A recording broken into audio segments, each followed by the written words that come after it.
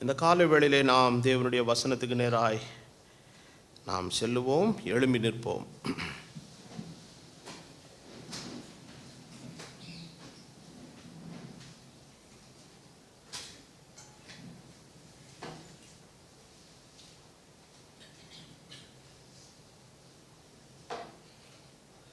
ஒன்று கொரிந்தியரின் புஸ்தகம்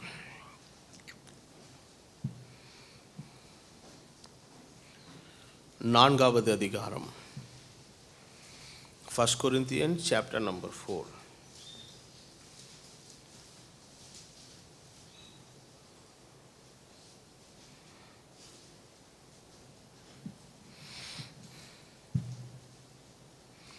முதலாவது வசனத்திலிருந்து 5வது வசனம் வரை 1 கொரிந்தியர் 4 முதல் 5 வசனங்கள். இப்படியாக எந்த மனுஷனும் எங்களை கிறிஸ்துவின் ஊழியக்காரர் என்றும் தேவனுடைய இரகசியங்களின் உக்கிரானக்காரர் என்றும் எண்ணிக்கொள்ள கடவன். மேலும் உக்கிரானக்காரன் உண்மையுள்ளவன் என்று காணப்படுவது அவசியமாம். ஆயினும் நாங்கள் உங்களாலேயாவது மனுஷனுடைய நியாய நாளின் விசாரணையினாலேயாவது தீர்ப்பை பெறுவது எனக்கு அற்ப காரியமாக இருக்கிறது. நானும் என்னை குறித்து தீர்ப்பு சொல்லுகிறதில்லை. என்னிடத்தில் நான் யாதொரு குற்றத்தை அறியேன். ஆகிலும் அதனாலே நான் நீதிமான் ஆகிறதில்லை. என்னை நியாயம் விசாரிக்கிறவர் கர்த்தரே. ஆதலால் கர்த்தர் வருமளவும் நீங்கள் காலத்துக்கு முன்னே யாதொன்றையும் குறித்து தீர்ப்பு சொல்லாதிருங்கள். இருளில் மறைந்திருக்கிறவைகளை அவள் வெளியரங்கமாக்கி இருதயங்களின் யோசனைகளையும் வெளிப்படுத்துவார். அப்பொழுது அவனவனுக்குரிய புகழ்ச்சி தேவனால் உண்டாகும். இந்த வசனத்தின் பகுதியை நான் கடந்த நாளிலே படித்தபோது ஆண்டவர் வெளிப்படுத்தின ஒரு காரியம், கர்த்தர் எதையுமே ஒரு பெரும் கூட்டத்தை அப்படியே மாஸ் லெவல் அப்படி பண்ணுறதெல்லாம் கிடையாது. கர்த்தர் ஒவ்வொரு தனிப்பட்ட மனிதனை குறித்து ஒரு அக்கறை உள்ளவர். Every individual is under account. ஆண்டவருடைய கணக்கீடில் எல்லாரும் இருக்கிறாங்க. இந்த இடத்துல ஆண்டவர் சொல்கிறார், அவனவனுக்குரிய புகழ்ச்சி. ஸோ இந்த நாளினுடைய செய்தியே எவ்ரி மேன், ஒவ்வொரு மனிதனுக்கும். இதுதான் இந்த நாளினுடைய செய்தியினுடைய பொருள். இந்த வசனத்தின் மூலமாய் ஆவியானவர் இந்த நாளிலே நமக்கு வேண்டிய ஆலோசனை கொடுப்பாராக. தலை வணங்குவோம். இயேசுவே, இந்த நல்ல காலை பொழுதுக்காக நன்றி. நீ செய்த உபகாரங்கள் ஏராளம். எல்லாவற்றுக்கும் மேலாக நீர் எங்களுக்கு தந்த ரட்சிப்பு மேன்மையானது, தந்த வார்த்தை மேன்மையானது, நீ தந்திருக்கிற அழைப்பு மேன்மையானது, நாங்கள் அடைய போகிற ராஜ்யம் மேன்மையானது. அதற்காக உமக்கு ஸ்தோத்திரங்களை ஏறெடுக்கிறோம். வேதத்தின் எழுத்தாளரும் ஆசிரியருமாக இருக்கிற கர்த்தராகிய இயேசு கிறிஸ்து தாமே எங்களுக்கு அதற்குரிய வியாக்கியானத்தை அருளும்படி நாங்கள் செபிக்கிறோம். நம்முடைய கிருபை எங்களோடு இருப்பதாக இயேசுவின் நல்ல நாமத்தில் வேண்டுதல் செய்கிறேன். ஆமென். உட்காருவோம்.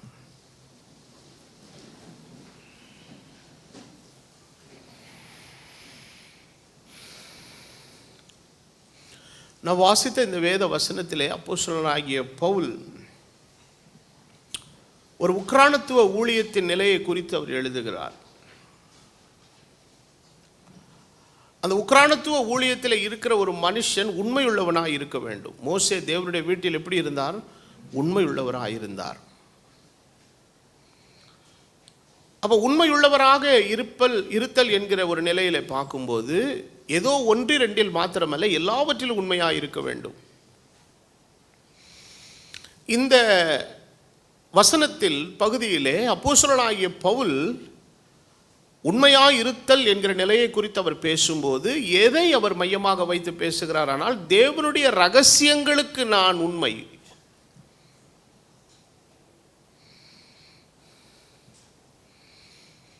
The being truthful to all the mysteries of God. தேவனுடைய ரகசியங்கள். அப்போ காலாகாலங்களாய் மறைக்கப்பட்டிருந்த விஷயம் இன்றைக்கு என்ன செய்யப்பட்டிருக்கிறது? மனுபுத்திரருக்கு வெளிப்படுத்தப்பட்டிருக்கிறது. இதை ஏன் ஆண்டவர் வெளிப்படுத்துகிறார்? இது ஜனங்களை சென்று என்ன செய்யும்படி? அடையும்படி. அறியாமையுள்ள காலங்களிலே தேவன் காணாதவர் போல் இருந்தார். ஆனால் இப்பொழுதோ எல்லாருக்கும் தம்மை வெளிப்படுத்துகிறவராயிருந்தார். அப்போ அப்போஸ்தலனாகிய பவுல் சொல்லுகிறார், இந்த ரகசியம் எனக்கு வெளிப்பட்டிருக்கிறது.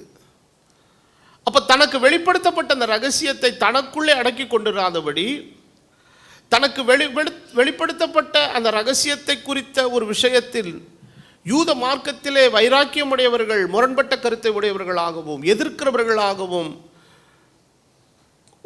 ஒரு கொலை பண்ணுவதற்கான ஒரு வெறித்தனம் கொண்டவர்களாக இருந்தாலும் கூட தேவன் தனக்கு வெளிப்படுத்தின ரகசியத்தை சொல்லுவதில் ஒரு காலம் அப்போஸ்தலனாகிய பவுல் சுணக்கம் காட்டவும் இல்லை, தயங்கவும் இல்லை. ஆகவே தான் தன்னுடைய முடிவு காலம் வருகிற சமயத்திலே அவர் சொன்ன ஒரு வார்த்தை அவருடைய நிருபங்களிலே பதிவு செய்யப்படாவிட்டாலும் அது அப்போஸ்தலர் நடவடிக்கைகள் 20 பதிவு செய்யப்பட்டிருக்கிறது. அவர் சொல்லுகிறார், நான் தேவனுடைய ரகசியங்களிலே ஒன்றையும் மறைக்காமல் எல்லாவற்றையும் நான் உங்களுக்கு சொன்னதினாலே எல்லா மனுஷருடைய இரத்தப்பழிக்கு நான் என்னவா இருக்கிறேன், நீங்களாயிருக்கிறேன் என்று சொல்றார். அது எத்தனை அருமையான ஒரு காரியம்.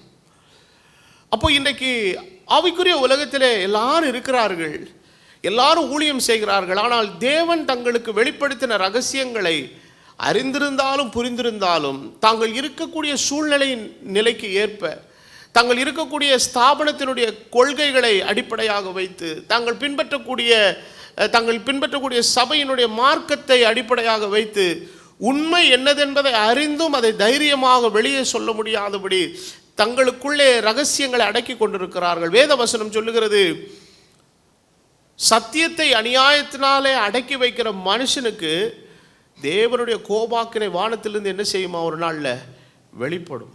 பாவம் செய்கிறவனுக்கு மாத்திரமல்ல, தேவனுடைய சத்தியத்தை யாரெல்லாம் உண்மையை உள்ளதை உள்ளபடி சொல்லாமல் பேசாமல் அடக்கி கொண்டவர்களாக இருக்கிறார்களோ அவர்கள் எல்லாருக்கும் தேவனுடைய கோபம் வானத்திலிருந்து என்ன செய்யும், வெளிப்படும் என்று வேதத்திலே இடம்பெற்றிருக்கிறது. இப்போ பவுல் தன்னை குறித்து ஒரு காரியத்தை சொல்லுகிறார். அதுதான் இன்றைக்கு நாம செய்தியிலே மையமாக பேசப்பட வேண்டிய ஒரு காரியம். அவர் என்ன சொல்றாரு, உங்களாலேயாவது மனுஷருடைய நியாய நாளிலேயாவது விசாரணையினாலேயாவது தீர்ப்பை பெறுவது எனக்கு அற்ப காரியமாக இருக்கிறது. நானும் என்னை குறித்து என்ன சொல்ல மாட்டேன், தீர்ப்பு சொல்ல மாட்டேன். இப்போ ஜட்ஜ்மெண்ட் அப்படிங்கிற ஒரு பதம் 5வது வசனத்திலே அப்போஸ்தலர் எச்சரிக்கிறார், காலத்துக்கு முன்பாக யாதொன்றையும் குறித்து தீர்ப்பு சொல்லாதுங்க. இந்த தீர்ப்பு என்கிற சொல் ஆங்கிலத்தில் ஜட்ஜ்மெண்ட் அப்படின்னு தான் போட்டிருக்குது. அந்த தீர்ப்பு என்கிற வார்த்தைக்கு எப்படி ஜட்ஜ்மெண்ட் என்கிற ஆங்கில சொல் பயன்படுத்தப்படுகிறதோ அதே போலவே ஆங்கில சொல்லாகிய ஜட்ஜ்மெண்ட்டுக்கு இன்னொரு பேர் தமிழில் இருக்குது, நிதானித்தல். இந்த பதத்தை தான் அப்போஸ்தலனாகிய பவுல் கொரிந்தியர் இன்னொரு இடத்துல எழுதுகிறார், நம்மை நாமே நிதானித்து அறிந்தோமானால். அப்போ நிதானித்தல் என்கிற ஜட்ஜ்மெண்ட்டுக்கும் தீர்ப்பு சொல்லுதல் என்கிற ஜட்ஜ்மெண்ட்டுக்கு என்ன இருக்குதுங்க, நிறையா வித்தியாசம் இருக்குது. அப்போ கிறிஸ்தவ வாழ்க்கையின் ஜீவியத்திலே நம்ம எல்லாவற்றையும் சரியாய் நிதானிக்கிறவர்களாக இருக்க வேண்டும். That is also a type of judgment. இப்போ ஒருவர் சாலையை கடக்கிறார் என்று சொன்னால் 2 பக்கமும் வாகனங்கள் வேகமாக வந்துகிட்டு இருக்குது, இந்த பக்கமும் வருது இந்த பக்கமும் வருது. ஆனால் இவர் சாலையை கடக்க வேண்டும் என்கிற நிலை வரும்போது அந்த 2 பக்கத்துலையும் நீங்கள் பார்த்துட்டே இருக்கும்போது அந்த அந்த வாகனங்கள் எந்த டிஸ்டன்ஸில் வருதோ அது பக்கத்தில் வர்றதுக்குள்ளே அவர் என்ன செய்யணும், கிராஸ் பண்ணணும். அது எடுக்கிற அந்த தீர்மானம் இருக்குது பாருங்களேன், அந்த நிதானித்தல், தட் இஸ் கால் ஜட்ஜ்மெண்ட். அந்த ஜட்ஜ்மெண்ட் கரெக்டாக இருந்தால் ரோடு கிராஸ் பண்ணிவிடுவார். அந்த ஜட்ஜ்மெண்ட் தப்பாச்சுன்னா விபத்து ஏற்பட வாய்ப்பு இருக்குது. அப்போது இந்த ஒரு விஷயத்தை சரியாய் தவறா, இது பண்ணலாமா பண்ணக்கூடாதா, இது ஏற்றுக்கொள்ளக்கூடியதா ஏற்றுக்கொள்ளக்கூடாததா, இது வசனத்தின்படி சரியானதா சரியில்லையா என்கிற ஒரு நிதானம் நம்முடைய கிறிஸ்தவ வாழ்க்கையிலே நமக்கு மிகவும் அவசியம். அப்படி இல்லைன்னா நம்ம கிறிஸ்தவ வாழ்க்கையிலே சரியாக என்ன செய்ய முடியாதுங்க, வாழ முடியாது. வேத வசனம் தெளிவாய் சொல்கிறது, நீங்கள் எல்லாவற்றையும் சோதித்து பார்த்து நலமானதை பிடித்துக் கொள்ளுங்கள். அந்த நிதானித்தல் என்கிற ஜட்ஜ்மெண்ட் எல்லா கிறிஸ்தவனுடைய வாழ்க்கையில மிகவும் அவசியம். ஆனால் தீர்ப்பு சொல்லுதல் என்கிற ஜட்ஜ்மெண்ட் மாத்திரம் நமக்கு இருக்கக்கூடாது. தீர்ப்பு சொல்லுகிறவர் கர்த்தர் ஒருவர் மாத்திரமே. அவரே நீதியுள்ள நியாயாதிபதி. ஆமென். அப்போ அந்த தீர்ப்பு என்கிற சொல்லுதலாகிய அந்த ஜட்ஜ்மெண்ட்டை செய்கிறதற்கு அதிகாரம் உடையவர். சில விஷயங்களை ஆண்டவர் சொல்லும் பொழுது வேதத்தில் அழகா சொல்றார், இது எனக்குரியது. பழிவாங்குதல் யாருக்குரியது? எனக்குரியது. சில காணிக்கை தசமபாகத்தை குறித்து சொல்லும்போது அது எனக்குரியது. சில விஷயங்களை ஆண்டவர் சொல்லும் பொழுது சொல்லுகிறார், நான் என் மகிமை நான் வேறு ஒருவருக்கும் கூடியேன். காரணம் அது எல்லாம் யாருக்குரியது? எனக்குரியது. that belongs to me. அது எனக்கு மாத்திரமே உரியது. அதை வேறு யாருக்கும் கொடுக்கக்கூடாது. அப்போ தேவனுக்கென்று சொந்தமான அவருக்குரிய விஷயம் அவருடத்திலிருந்து மாத்திரம்தான் வரணும். அந்த இடத்தை யார் ஒருவர் எடுத்துக்கொள்வதற்கும் யாருக்கு என்ன கிடையாதுங்க. ஆமாம். அப்போ இந்த கிறிஸ்தவ வாழ்க்கையினுடைய ஜீவியத்தில் நமக்கு அந்த ஒரு ஜட்ஜ்மெண்ட் மிகவும் அவசியமாக இருக்கிறது. எல்லாவற்றையும் நிதானிக்கிறது. அப்போ நிதானித்தல் என்கிற அந்த ஒரு காரியத்திற்கு வேதம் நமக்கு முழுக்க முழுக்க அதிகாரம் கொடுத்திருக்குது. நம்மை நிதானிக்க அதிகாரம் கொடுத்திருக்குது. அதிலே பவுல் ஒரு வசனத்தை எழுதுறார் பாருங்க. அது முந்தின வசனம், ரொம்ப அருமையான வசனம். என்னை குறித்து நானே என்ன சொல்றது இல்லை, உங்களுக்கு தீர்ப்பு சொல்றதுக்கு உங்களுக்கு என்ன கிடையாதுங்க, ரைட்டுங்க. இல்லை நான் எனக்கு தானே சொல்லிட்டேன். சில சமயங்களில் நம்முடைய வாய்களில் ரொம்ப நம்ம பதறோம். நான் செஞ்ச பாவத்துக்கெல்லாம் நான் நாசமாக போகணும். Who set like that? ஆண்டவர் அந்த வார்த்தையை யூஸ் பண்ணல. நாம் பாவம் செய்தது உண்மை, ஆனால் இயேசு நம்முடைய பாவங்களை மன்னித்தாது என்பது அதைவிட மேன்மையான உண்மை. அப்போது அதற்கு உரிய ஒரு மன்னிப்பை தேவன் நமக்கு என்ன செய்கிறார்? தருகிறார். அவருடைய கிருபை நம்மை தாங்குகிறது. அப்போது தேவனிடத்திலிருந்து புறப்படுகிற ஒரு நன்மையும் அந்த கிருபையும் நம்மக்கிட்ட இருக்கிறதுனால தான் இன்றைக்கு நாம் ஜீவனோடு நாம் என்ன செய்கிறோம், இருக்கிறோம். புலம்பல்ல வாசிக்கிறோம் அல்லவா, நாம் நிற்பதும் நிர்மூலமாகாமல் இருப்பதும் கர்த்தருடைய சுத்த கிருபை. அப்போது அவருடைய கிருபை ஒவ்வொரு நாளும் வேதத்தில் வாசிக்கிறபடி நியாய தீர்ப்புக்கு முன்பாக எது மேன்மை பாராட்டுமா? கிருபை மேன்மை பாராட்டும். அப்போ தேவனால் அருளப்பட்டிருக்கிற அந்த கிருபை நம்மோடு கூட இருக்கிறபடினால தான் இன்றைக்கு நமக்கு ஒரு பாதுகாப்பை தேவன் நமக்கு தந்திருக்கிறார். பாவ மன்னிப்பை தந்திருக்கிறார். சாபத்திலிருந்து விடுதலை தந்திருக்கிறார். வியாதிகளை கர்த்தர் குணமாக்கி இருக்கிறார். அப்போது தேவனே நம் மீது விழ வேண்டிய தீர்ப்பை தன் மீது என்ன செய்தார்? He took our judgment. அப்போ அதை தான் வேதவசனம் சொல்லுகிறது. ஏசாயா தீர்க்கதரிசன புத்தகத்தில் ஒரு அருமையான பதனம் உண்டு இருக்குது. அவர் சமாதான காரணராகி. அப்ப சமாதான காரணர்னா யாரு? சமாதானத்தை உண்டு பண்ணுகிறதற்கான ஒரு பொறுப்புள்ள மனிதர். தேசங்களுக்கிடையே பிரச்சனைகள் நடக்கும்போது நடுவில் ஏதாவது ஒரு தேசங்கள் தலையிட்டு என்ன பண்ணி வைக்குங்க? ஒரு சமாதானத்தை உண்டு பண்ணும். இலங்கையில் சிங்களர்களுக்கும் தமிழர்களுக்கும் பிரச்சனை பல காலங்களாக நீடித்த போது ஐநா சபையும் மற்ற வேறு சில ஸ்காண்டினேவியன் கண்ட்ரிஸ் எல்லாம் அவர்கள் கொஞ்சம் உள்ள சமாதானத்துக்கான முயற்சிகளை என்ன செய்தாங்க? எடுத்தாங்க பாருங்க. அது அவங்க ஒரு சமாதான காரணர். அப்போ வேதவசனமும் சொல்லுது, சமாதானம் பண்ணுகிறவர்கள் பாக்கியவான்கள். தேவன் நம்மளை கலகத்துக்கும் சண்டைக்கும் அழைக்கல. தேவன் நம்மை சமாதானத்துக்காக கர்த்தர் என்ன செய்திருக்கிறார்? அழைத்திருக்கிறார். இப்போ மனுஷன் செய்த பாவத்தினாலே தெய்வத்துக்கும் மனுஷனுக்கும் இடையில தான் பிரச்சனை. அப்போ அந்த பிரச்சனையை தீர்க்கிறதுக்கு மூன்றாவது நபராக ஒருத்தர் யாரும் வரல. தேவனே சமாதான காரணராகி நம்மோடு தம்மை என்ன ஆக்கி கொண்டார்? ஒப்புரவாக்கி கொண்டார். எப்படி ஒப்புரவாக்கி கொண்டார்? அவர் சிலுவையிலே சிந்தின விலையேறப்பெற்ற இரத்தத்தினாலே நம்முடைய பாவங்கள் மன்னிக்கப்பட்டது. ஆகவே அது நிமித்தமாய் நாம் சமாதானத்தை என்ன செய்தோம்? பெற்றுக்கொண்டோம். அப்போ தீர்ப்பு சொல்ல வேண்டியவரே நமக்கு கிருபையையும், தீர்ப்பு சொல்ல வேண்டியவரே நமக்கு சமாதானத்தையும், தீர்ப்பு சொல்ல வேண்டியவரே நமக்கு கிருபையை கர்த்தர் கொடுக்கிறார். அப்போ அப்போஸ்தலனாகிய பவுல் ஒரு இடத்துல சொல்றார், பாவியில் எப்படிப்பட்ட பாவி? பிரதான பாவி. அதோடு நிறுத்தி இல்லை, ஆனாலும் நான் இரக்கம் பெற்றேங்கிறாரு. அப்போ தேவனுடைய பிள்ளைகளாக இருக்கிற நாம் ஒரு கிறிஸ்தவ வாழ்க்கை நிலையில் எல்லாவற்றையும் சரியாய் நிதானிக்கிற ஒரு நிதானமாகிய தீர்ப்பு, டிசர்ன்மெண்ட் அப்படிங்கிற ஒன்று இருக்குது. எது சரி எது தவறு. ஆனால் யாரையும் இது அவ்வளோதான், இது நரகத்துக்கு போயிடும், இது ஒன்றுமே தேராது, அப்படி அந்த ஜட்ஜ்மெண்ட் கொடுக்குற அதிகாரத்தை கர்த்தர் என்ன செய்யலை, யாருக்கும் நமக்கு தரலை. இதற்கு அருமையான உதாரணம், நான் பலமுறை என்னுடைய வேத செய்திகளில் நான் மேற்கோள் காட்டுகிற ஒரு காரியம். விபச்சாரத்தில் கையும் களவுமாய் பிடிக்கப்பட்ட அந்த பெண் வரா. அப்போ அவங்க எல்லாம் நியாயப்பிரமாணத்தின்படி என்ன கொடுக்க விரும்புகிறாங்க, தீர்ப்பு கொடுக்க விரும்புகிறாங்க. அப்போது தண்டனையாகிய தீர்ப்பை கொடுக்க அவங்க ஆயத்தமாக இருக்கிறாங்க. ஆனால் இயேசு ஒரு விஷயத்தை சரியாக நிதானிக்கிறார். என்ன நிதானிக்கிறாரு, உங்களிலே ஒரு தவறும் செய்யாதவன் இவள் மேலே என்ன செய்ய கடவுன்பா, முதல் கல்லை எரிய கடவன். எல்லாரும் என்ன பண்ணாங்க, தங்கள் இருதயத்தில் குத்தப்பட்டவர்களாக கீழே போட்டு போயிட்டாங்க. அப்போது தேவன் தீர்ப்பு சொல்ல அதிகாரம் உள்ள அவரே, அவர் எந்த விதத்தில் என்ன செய்யலை, தீர்ப்பு சொல்லாதபடி ஆண்டவர் அந்த கிருபையை அந்த இடத்துல அவர் கட்டளையிடுறார். அப்போ இன்றைக்கி நம்முடைய கிறிஸ்தவ வாழ்க்கையில் யாதொன்றையும் குறித்து அவசரப்பட்டு நம்ம என்ன கொள்ளக்கூடாதுங்க, தீர்ப்பு சொல்லக்கூடாது. ஆனால் சரியாய் காரியங்களை நிதானிக்கணும். எந்த இடத்துல நம்ம நிற்க வேண்டும், எதை நம்ம கேட்கக்கூடாது. ஆனால் ஆண்டவராக சொன்னார், ஒருவனும் உங்களை வஞ்சியாதபடிக்கு எப்படி இருங்க, எச்சரிக்கை. அப்போ எப்படி எச்சரிக்கையாக இருக்க முடியும்? அப்போது எது சரி எது தவறுங்கிறத நிதானிக்கிற சக்தி என்கிட்ட இல்லைன்னா நான் எச்சரிக்கையாகவே இருக்க முடியாது. உள்ளே வர்ற ஆள் நல்லவனா திருடனாங்கிறது நிதானிக்கக்கூடிய ஒரு பக்குவம் எனக்குள்ளே இல்லைன்னா நான் ஏமாந்து போவது அதிக நிச்சயம்.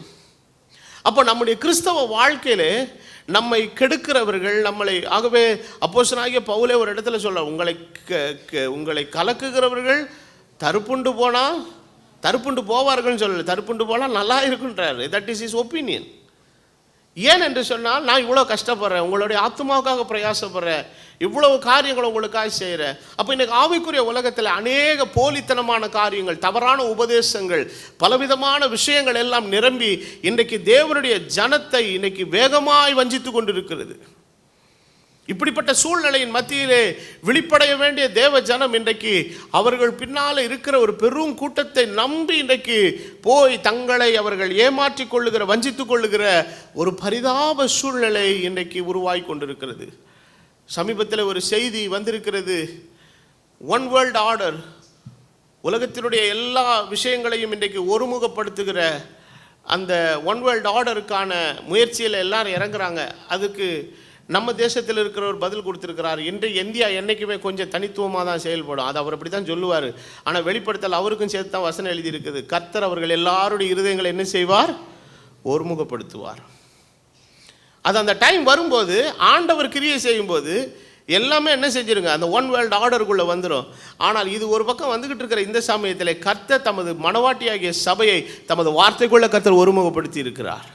அப்போ இன்றைக்கு எல்லாவற்றை சரியாய் நிதானிக்க வேண்டிய ஒரு காலத்துக்குள்ளாய் நாம் இன்றைக்கு வந்திருக்கிறோம். வேதவசனம் சொல்லுகிறது, அவர் இருளில் மறைந்திருக்கிறவைகளை அவர் வெளியரங்கமாக்கி. இருளில் ஒரு விஷயம் இருந்ததுன்னா தெரியாது கண்ணுக்கு.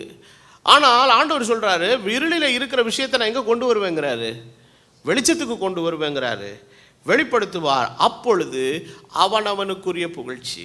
அப்போ என்ன சொல்ல வர்றாரு, ஒருத்தன் செய்கிறான், ஒருத்தன் ஒரு நிலையில் இருக்கிறான்னா நீ பாட்டுக்கு அனாவசியமாக ஜட்ஜ்மெண்ட் பண்ணிட்டு போயிடாது.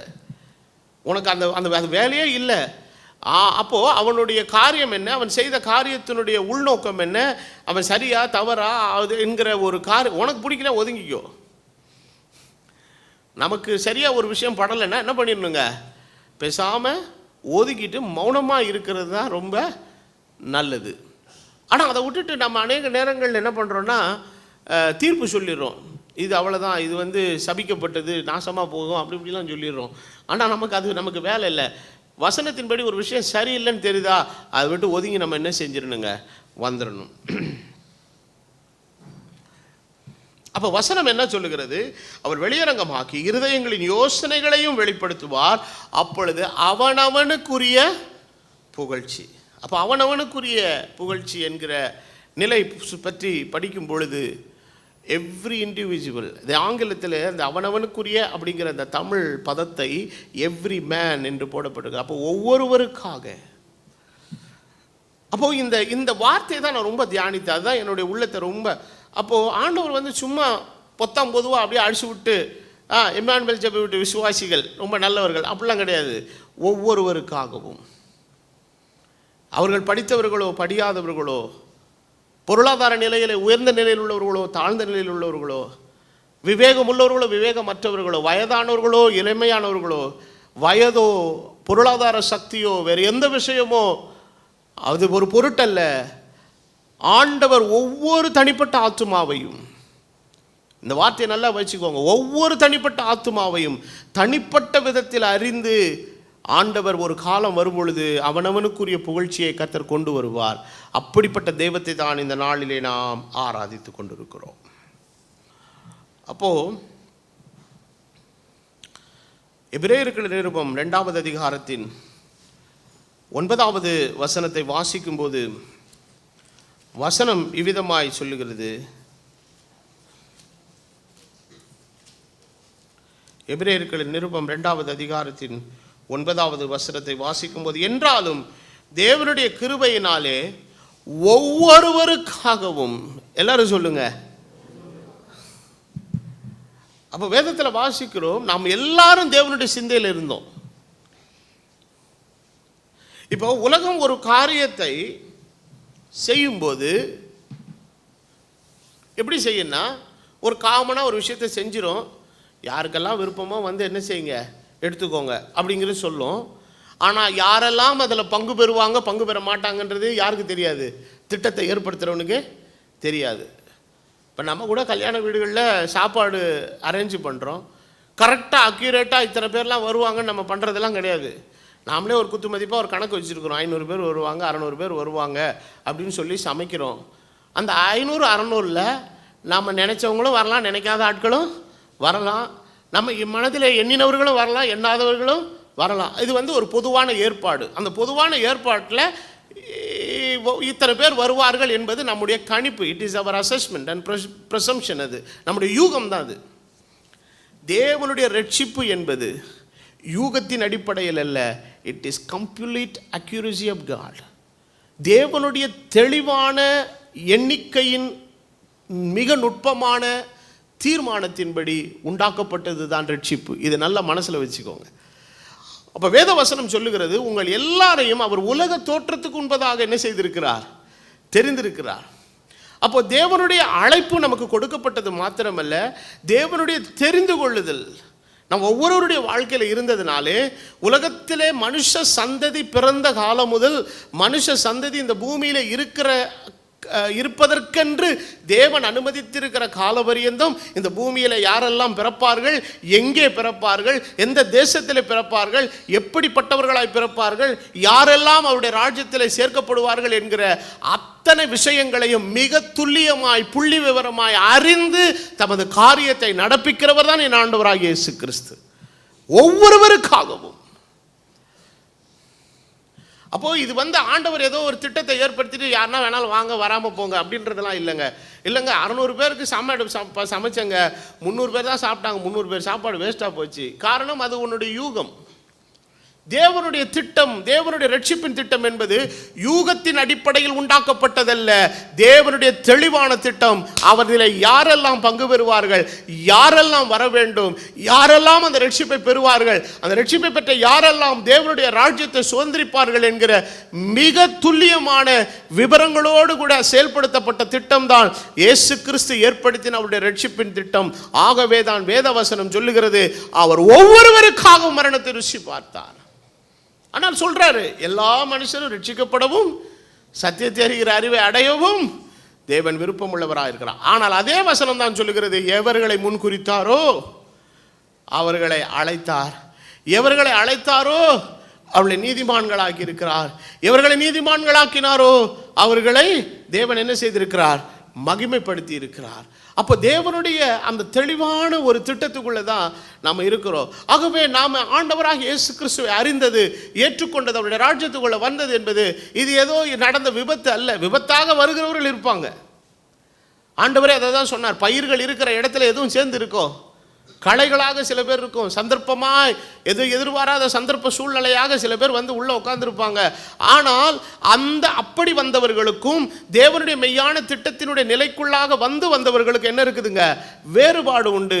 இவர்கள் எல்லாரும் வந்தவர்கள், இவர்கள் எல்லாரும் தேவனுடைய ராஜ்யத்தில் பிறந்தவர்கள்.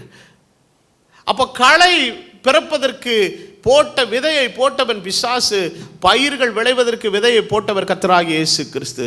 அப்போ நீங்களும் நானும் பிசாசினால விதைக்கப்பட்டவர்கள் அல்ல, நீங்களும் நானும் தேவனால விதைக்கப்பட்டவர்கள். அழிவுள்ள வித்தினாலே அல்ல, அழியாததும் என்னைக்கும் நிலைத்திருக்கிறதுமாக இருக்கிற ஜீவ வசனத்தினாலே ஜனிப்பிக்கப்பட்டவர்களாக இருக்கிறோம். இன்னைக்கு கர்த்தர் நம்மை அறிந்திருக்கிறார், நாம் அவராலே அறியப்பட்டவர்களாக இருக்கிறோம். இந்த பொது தேர்வு எழுதும்போது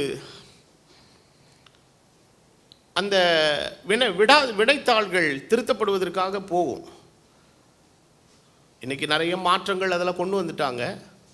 நான் படிக்கிற காலத்தில் இந்த பேப்பர்லாம் வந்து வேறு சில இடங்களுக்கு போயிடும். ஒரு மாவட்டத்தில் இருக்கிறது வந்து இன்னொரு மாவட்டத்துக்கு என்ன செய்யுங்க போகும்.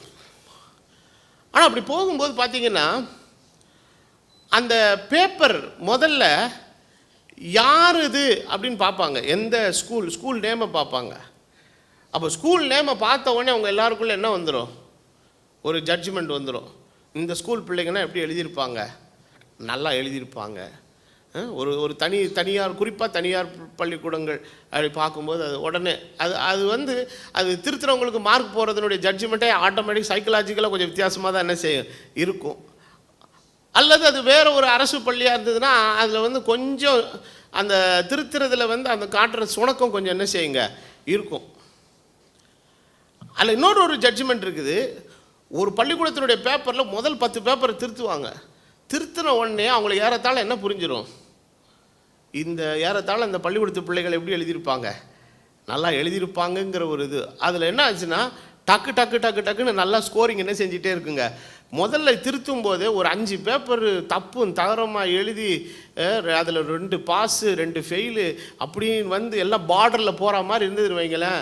அந்த திருத்துற ஆசிரியர் ஒவ்வொரு விடைத்தாளையும் மிக நுட்பமாக தெளிவாக உள்ள என்ன செய்வார்? ரொம்ப மெட்டிகுலஸாக உள்ளே பார்ப்பார். உண்மையிலே இதுக்கு மார்க் எவ்வளோ போடலாம் அப்படிங்கிறது.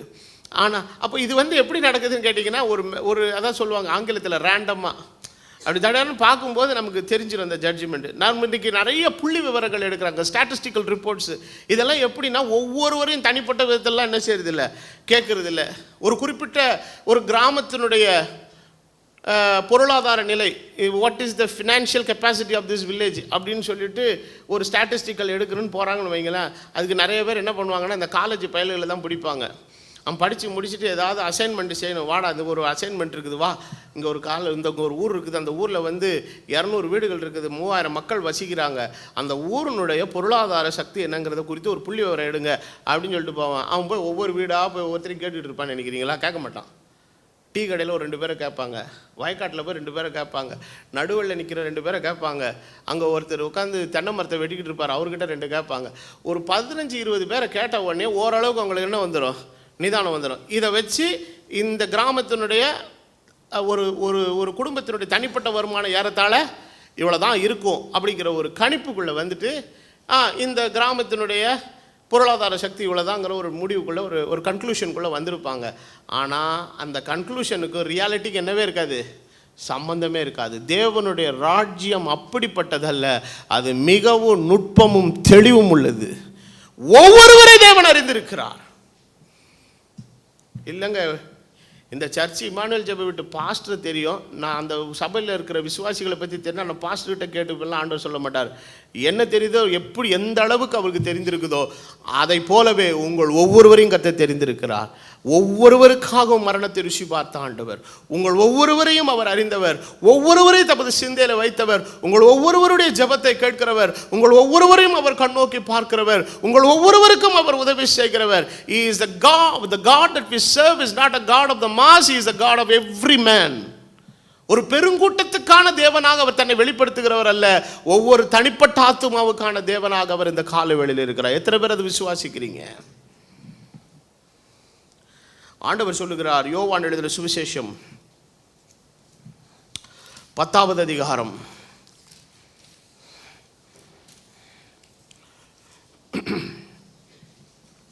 27வது வசனத்திலிருந்து நீங்கள் படிக்கும் பொழுது வசனம் இவ்விதமாய் சொல்லுகிறது, என் ஆடுகள் என் சத்தத்துக்கு செவி கொடுக்கிறது, நான் அவைகளை அறிந்திருக்கிறேன், அவைகள் எனக்கு பின் செல்லுகிறது, நான் அவைகளுக்கு நித்திய ஜீவனை கொடுக்கிறேன், அவைகள் ஒரு காலம் கெட்டு போவதில்லை, ஒருவனும் அவைகளை என் கையிலிருந்து.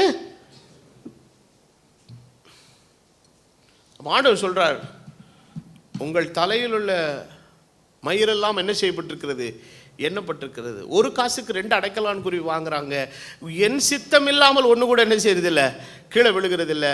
அப்போ இந்த இந்த இந்த இந்த ஓமானங்களை எல்லாம் இயேசு பயன்படுத்துகிறதுனுடைய நோக்கம் என்னன்னா, உங்கள் ஒவ்வொருவரை குறித்து மிக நுட்பமான ஒரு அக்கறையும் கரிசனையும் கவனமும் உடையவராய் ஆண்டவர் இந்த காலைவெளியில் இருக்கிறார். அல்லேலூயா. சும்மா அப்படியே மொத்தமாக இப்போ எனக்கு கூட நிச்சயமாக உங்களுடைய முழுமையான நிறங்கள்லாம் தெரியாது, தனிப்பட்ட விதத்தில் பேர் தெரியும். ஏன்னா நீங்கள் எண்ணிக்கையில் குறைவுள்ளவர்களாக இருக்கிறதுனால.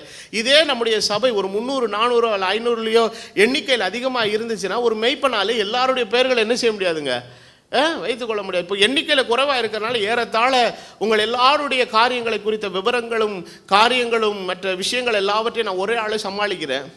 இப்போ இதே இது பன்மடங்காக இது எண்ணிக்கையில் இருக்குமே, ஆனால் உதவி ஆட்கள் நமக்கு அதிகமாக என்ன செய்யுங்க, தேவைப்படும். அப்போஸ்தலருடைய காலத்திலேயே விசுவாசிகளுடைய எண்ணிக்கை கூடி இருந்தபோது அவர்கள் உதவிக்காரர்கள் என்ன செய்தாங்க, ஏற்படுத்தினாங்க. காரணம், நாங்கள் எல்லாரும் மனுஷர்கள், எங்களுடைய சக்தி எங்களுடைய பலன் எல்லாம் ஒரு ஒரு அளவுக்கு என்ன செய்ததுங்க, உட்பட்டது. ஆனால் நாம் ஆராதிக்கிற தேவன் அப்படிப்பட்டவர் அல்ல. அவர் ஒவ்வொரு ஆத்துமாவை குறித்தும் ஒவ்வொரு மனுஷனை குறித்தும் தனிப்பட்ட விதத்தில் அறிந்தவராய் அவர் இருக்கிறார். ஆகவே தான் வேதம் சொல்லுகிறது, நான் உங்களை பெயர் சொல்லி அழைத்தேன். அந்த வார்த்தை எனக்கு ரொம்ப பிடிச்சிருந்தது. அவர் ஒவ்வொரு ஆடுகளையும் எப்படி அழைக்கிறாரா, பெயர் சொல்லி அழைக்கிறார். அப்போ பெயர் சொல்லி அழைக்கிறார்னா என்ன அர்த்தம்? He knows everyone by individual. ஒவ்வொருவரையும் தனிப்பட்ட விதமாய் தேவன் என்ன செய்திருக்கிறார், அறிந்திருக்கிறார். அப்போ உங்களை குறித்த விவரங்களை நான் அறிந்திருப்பதை விட உங்களே அறிந்திருக்கிறார். உங்களுடைய எதிர்காலத்தை அறிந்திருக்கிறார், உங்கள் எண்ணங்களை அறிந்திருக்கிறார், உங்கள் யோசனைகளை அறிந்திருக்கிறார், உங்களுடைய காரியங்களை அறிந்திருக்கிறார், உங்களுடைய ஏக்கங்களை அறிந்திருக்கிறார், உங்கள் ஜெபங்களை அறிந்திருக்கிறார், உங்கள் கண்ணீரை அறிந்திருக்கிறார். ஒவ்வொருவரையும் அவர் தனிப்பட்ட விதத்தில் அறிந்தவர் நாம் ஆராதிக்கிற தேவன். அவர் ஒவ்வொருவருக்காக மரணத்தை ருசி பார்த்தார். அவர் சொல்றார், என் கையிலிருந்து அனாவசியமாக யாரும் ஒருத்தரும் என்ன செய்ய முடியாதுங்க, பறிச்சுட்டு போக முடியாது.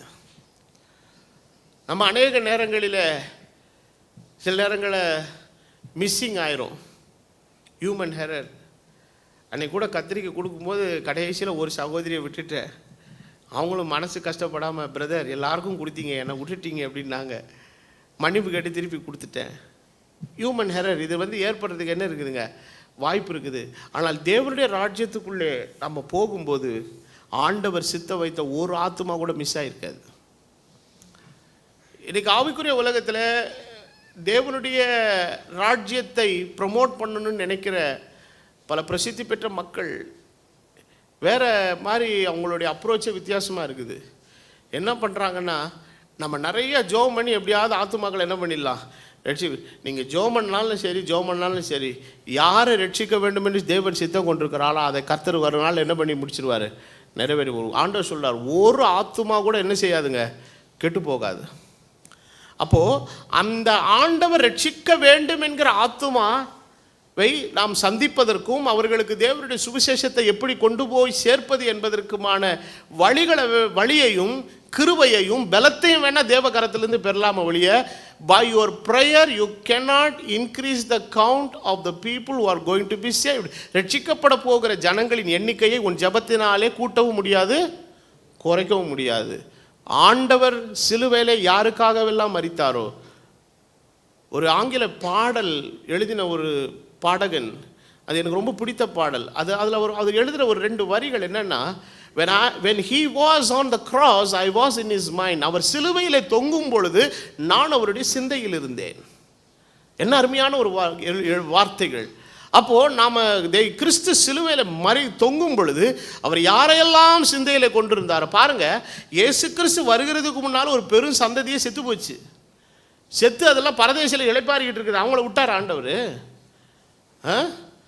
வேதத்தில் யோவானவரை அறிமுகப்படுத்தும் போது இப்பொழுது இருக்கிற லோகத்தின் பாவத்தை சுமந்து தீர்க்கிறேன்னு எழுதலை, சர்வலோகத்தின் பாவத்தை சுமந்து தீர்க்கிற தேவாட்டுக்குட்டின்னு எழுதுனா. எதுக்காகனா இதுக்கு முன்னால் செத்தவங்களுக்கு அவர் தேவனாக தான் இருக்கிறாரு. அதனால தான் அவர் சிலுவையில் அவர் ஜீவனை விட்டவுடனே நேரம் எங்கே போனார்? காவலில் உள்ள ஆவிகளுக்கு போய் பிரசங்கம் பண்ணார். அதனால தான் கூட இருந்த கல்லனை கூட சொன்னார், நீ கொஞ்சம் நேரத்தில் செத்து போயிடுவேன், ஆனால் உன்னை நான் மறுபடியும் எங்கே மீட் பண்ணுறேன்? பேரடைஸில் மீட் பண்ணுறேன். ஏற்கனவே கீழ்ப்படியாமல் போய் நிறைய செய்தி கேட்டுக்க ரெடியாக இருக்குது. இன்றைக்கி பெரிய ஒரு இவாஞ்சலிஸ்டிக் குருசேட் நடக்க போகுது, நீ அதில் கலந்துக்கோ. அப்போது நோவா காலத்தில் மனம் திரும்பாமல் போன அநேக மாத்துமாக்கள் அன்றைக்கி என்ன செய்கிறாங்க? மனம் திரும்புகிறாங்க. அன்றைக்கி ஒரு வேளை நோவா மரிக்கும் போது என்ன நினச்சிருக்கலாம், பரலோகத்துக்குன்னு நம்ம ஒரு காலத்தில் நான் போனேன்னா என் குடும்பத்தை தவிர என் காலத்தில் வாழ்ந்த எவனும் வரமாட்டான்னு நினைப்பான். ஆனால் தேவனுடைய ராஜ்யத்தில் போகும்போது நோவா நிறைய பேரை பார்ப்பான்.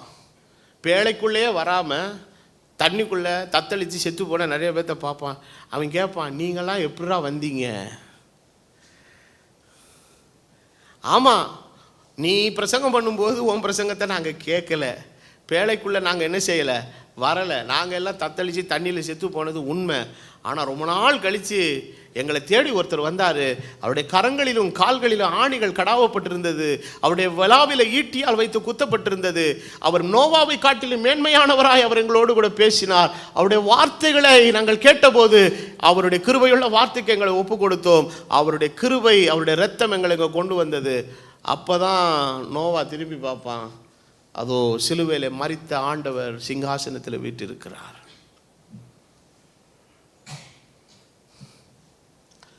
ஆண்டவருடைய வேத வசனம் சொல்லுகிறது, ஒவ்வொருவருக்காக மரணத்தை ருசி பார்த்தவர், ஒவ்வொருவரையும் அவர் அறிந்தவர், ஒவ்வொருவரையும் தமது சிந்தையில கொண்டிருக்கிறவர். சொல்றார், ஒருவனையும் என் கையிலிருந்து யாரும் என்ன செய்ய முடியாதுங்க, பறித்து கொள்ள முடியாது. வேத வசனம் மேலும் சொல்லுகிறது, ஆண்டவர் சொல்றார், இந்த சிறியரில் ஒருவனுக்கு நீங்கள் எதை செய்தீர்களோ அதை எனக்கே செய்தீர்கள். ஆண்டவர் சொல்றாரு, இந்த சிறு பிள்ளைக்கு ஒருத்தனை இடரில் உண்டாக்கின அவன் கழுத்தில் எதை கட்டி போடுங்கப்பா, எந்திரக்கல்ல போடுங்க. அப்படின்னா என்ன அர்த்தம்? ஒவ்வொருவரையும் தேவன் தமது கணக்கில் தேவன் என்ன செய்தவராக இருக்கிறாருங்க, கொண்டவராக இருக்கிறார். அப்போ அப்படிப்பட்ட ஒரு நிலையில் இருக்கும்போது நம்மை குறித்து தேவன் கொண்டிருக்கிற அவருடைய திட்டம், அவருடைய தீர்மானம் எல்லாம் ஏற்ற காலத்திலே சரியாய் நிறைவேற்றப்பட்டு முடியும்.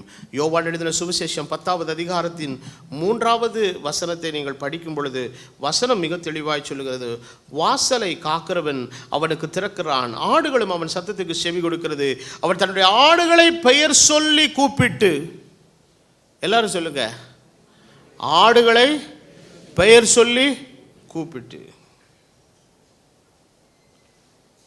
அவைகளை வெளியே நடத்தி கொண்டு போகிறான். அவன் தன்னுடைய ஆடுகளை வெளியே விட்ட பின்பு அவைகளுக்கு முன்பாக நடந்து போகிறான்.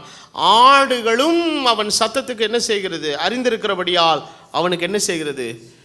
அப்போ ஆண்டவர் தன்னுடையவைகளை அறிந்திருக்கிறார், தன்னுடையவைகளை அவர் என்ன செய்திருக்கிறார், அறிந்திருக்கிறார். வேதவசனம் சொல்ல, நான் என்னுடையவைகளை அறிந்தும் என்னுடையவைகளால் அறியப்பட்டும் இருக்கிறேன். நான் ஆண்டவரை அறிந்தது மாத்திரமல்ல, அவர் என்னென்ன செய்திருக்கிறார், அறிந்திருக்கிறார். அப்போ ஆண்டவருடைய வருகை நாளிலே தேவனால் அறியப்பட்டவர்கள்னு ஒரு கூட்டம் இருக்கும் பாருங்க. அவங்க யார்? அவங்க தேவனுடைய சித்தத்தை செய்தவர்கள், தேவனுடைய சித்தத்துக்குள்ளாய் இருந்தவர்கள். அப்போ அவனவனுடைய காரியங்கள். அப்போ ஆண்டவருடைய நம்முடைய கிறிஸ்தவ வாழ்க்கையில் அப்போ அவனவனுக்குன்னு ஒரு லெவல் அண்ட் கெப்பாசிட்டி இருக்குது. எல்லாரும் ஒன்று போல் இல்லை.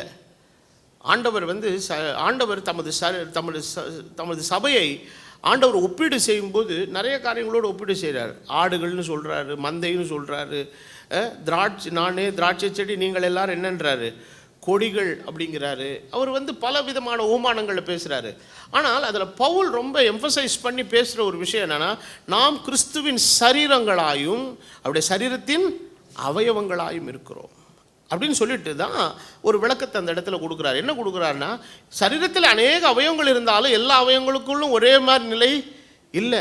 ஒவ்வொரு அவயவங்கள் என்ன இருக்குதுங்க, வித்தியாசம் இருக்குது. சில அவயவங்கள் கனத்துக்குரியதாக இருக்கிறது, சில அவயவங்கள் கனவீனத்துக்குரியதாக இருந்தால், ஆனாலும் அதில் இருக்கிற சரீரத்தில் இருக்கக்கூடிய ஒவ்வொரு உறுப்பும் மிகவும் முக்கியமானது. அதெல்லாம் இருந்தால் தான் அது முழுமையான சரீரம், பூரணமான சரீரம்.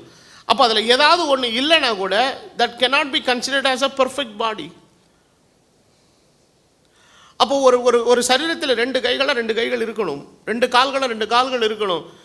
20 விரல்கள்னா 20 விரல்கள், கைகள், கால்கள் என்ன செய்யணுங்க இருக்கணும். அப்போ ஒரு மனிதனுடைய சரீரத்தில் என்னவெல்லாம் இருக்க வேண்டுமோ அதெல்லாம் முழுமையாக இருந்தால்தான் அவன் தான் பூரணமான மனிதன்.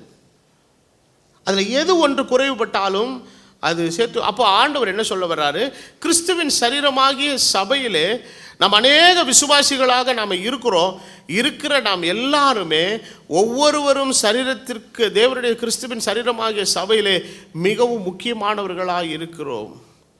ஆண்டவர் அப்போஸ்தலனாகிய பவுல் இதை குறித்து வேற ஒரு மாதிரி ஒரு இடத்துல எழுதுறாரு.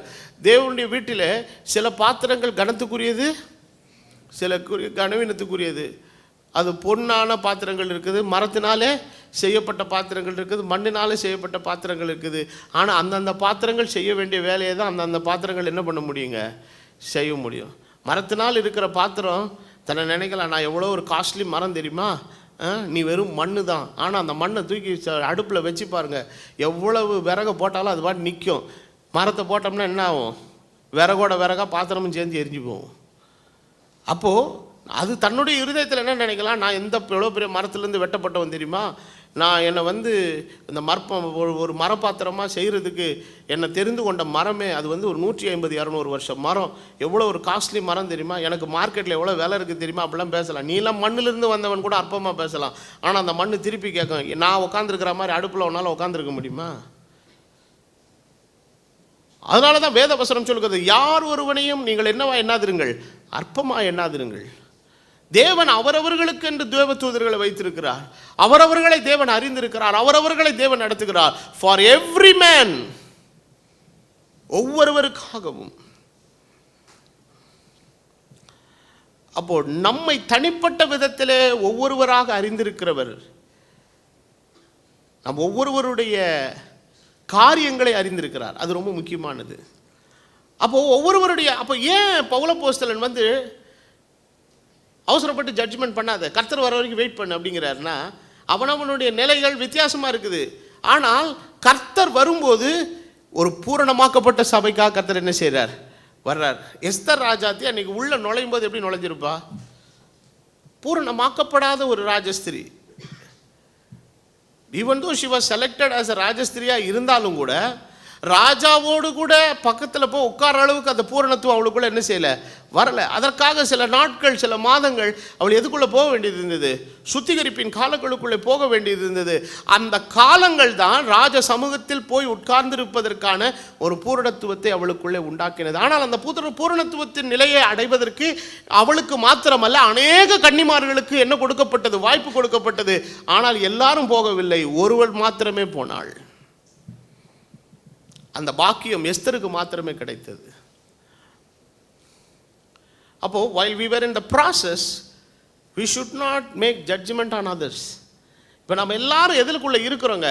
இப்போ என்னுடைய கிறிஸ்தவ வாழ்க்கையினுடைய பயணத்தை நீங்கள் எடுத்துக்கிட்டீங்கன்னா, நான் 1986 வருஷம் ரட்சிக்கப்பட்டேன், ஆண்டவரை ஏற்றுக்கொண்டேன், ஞானஸ்நானம் பெற்றேன்.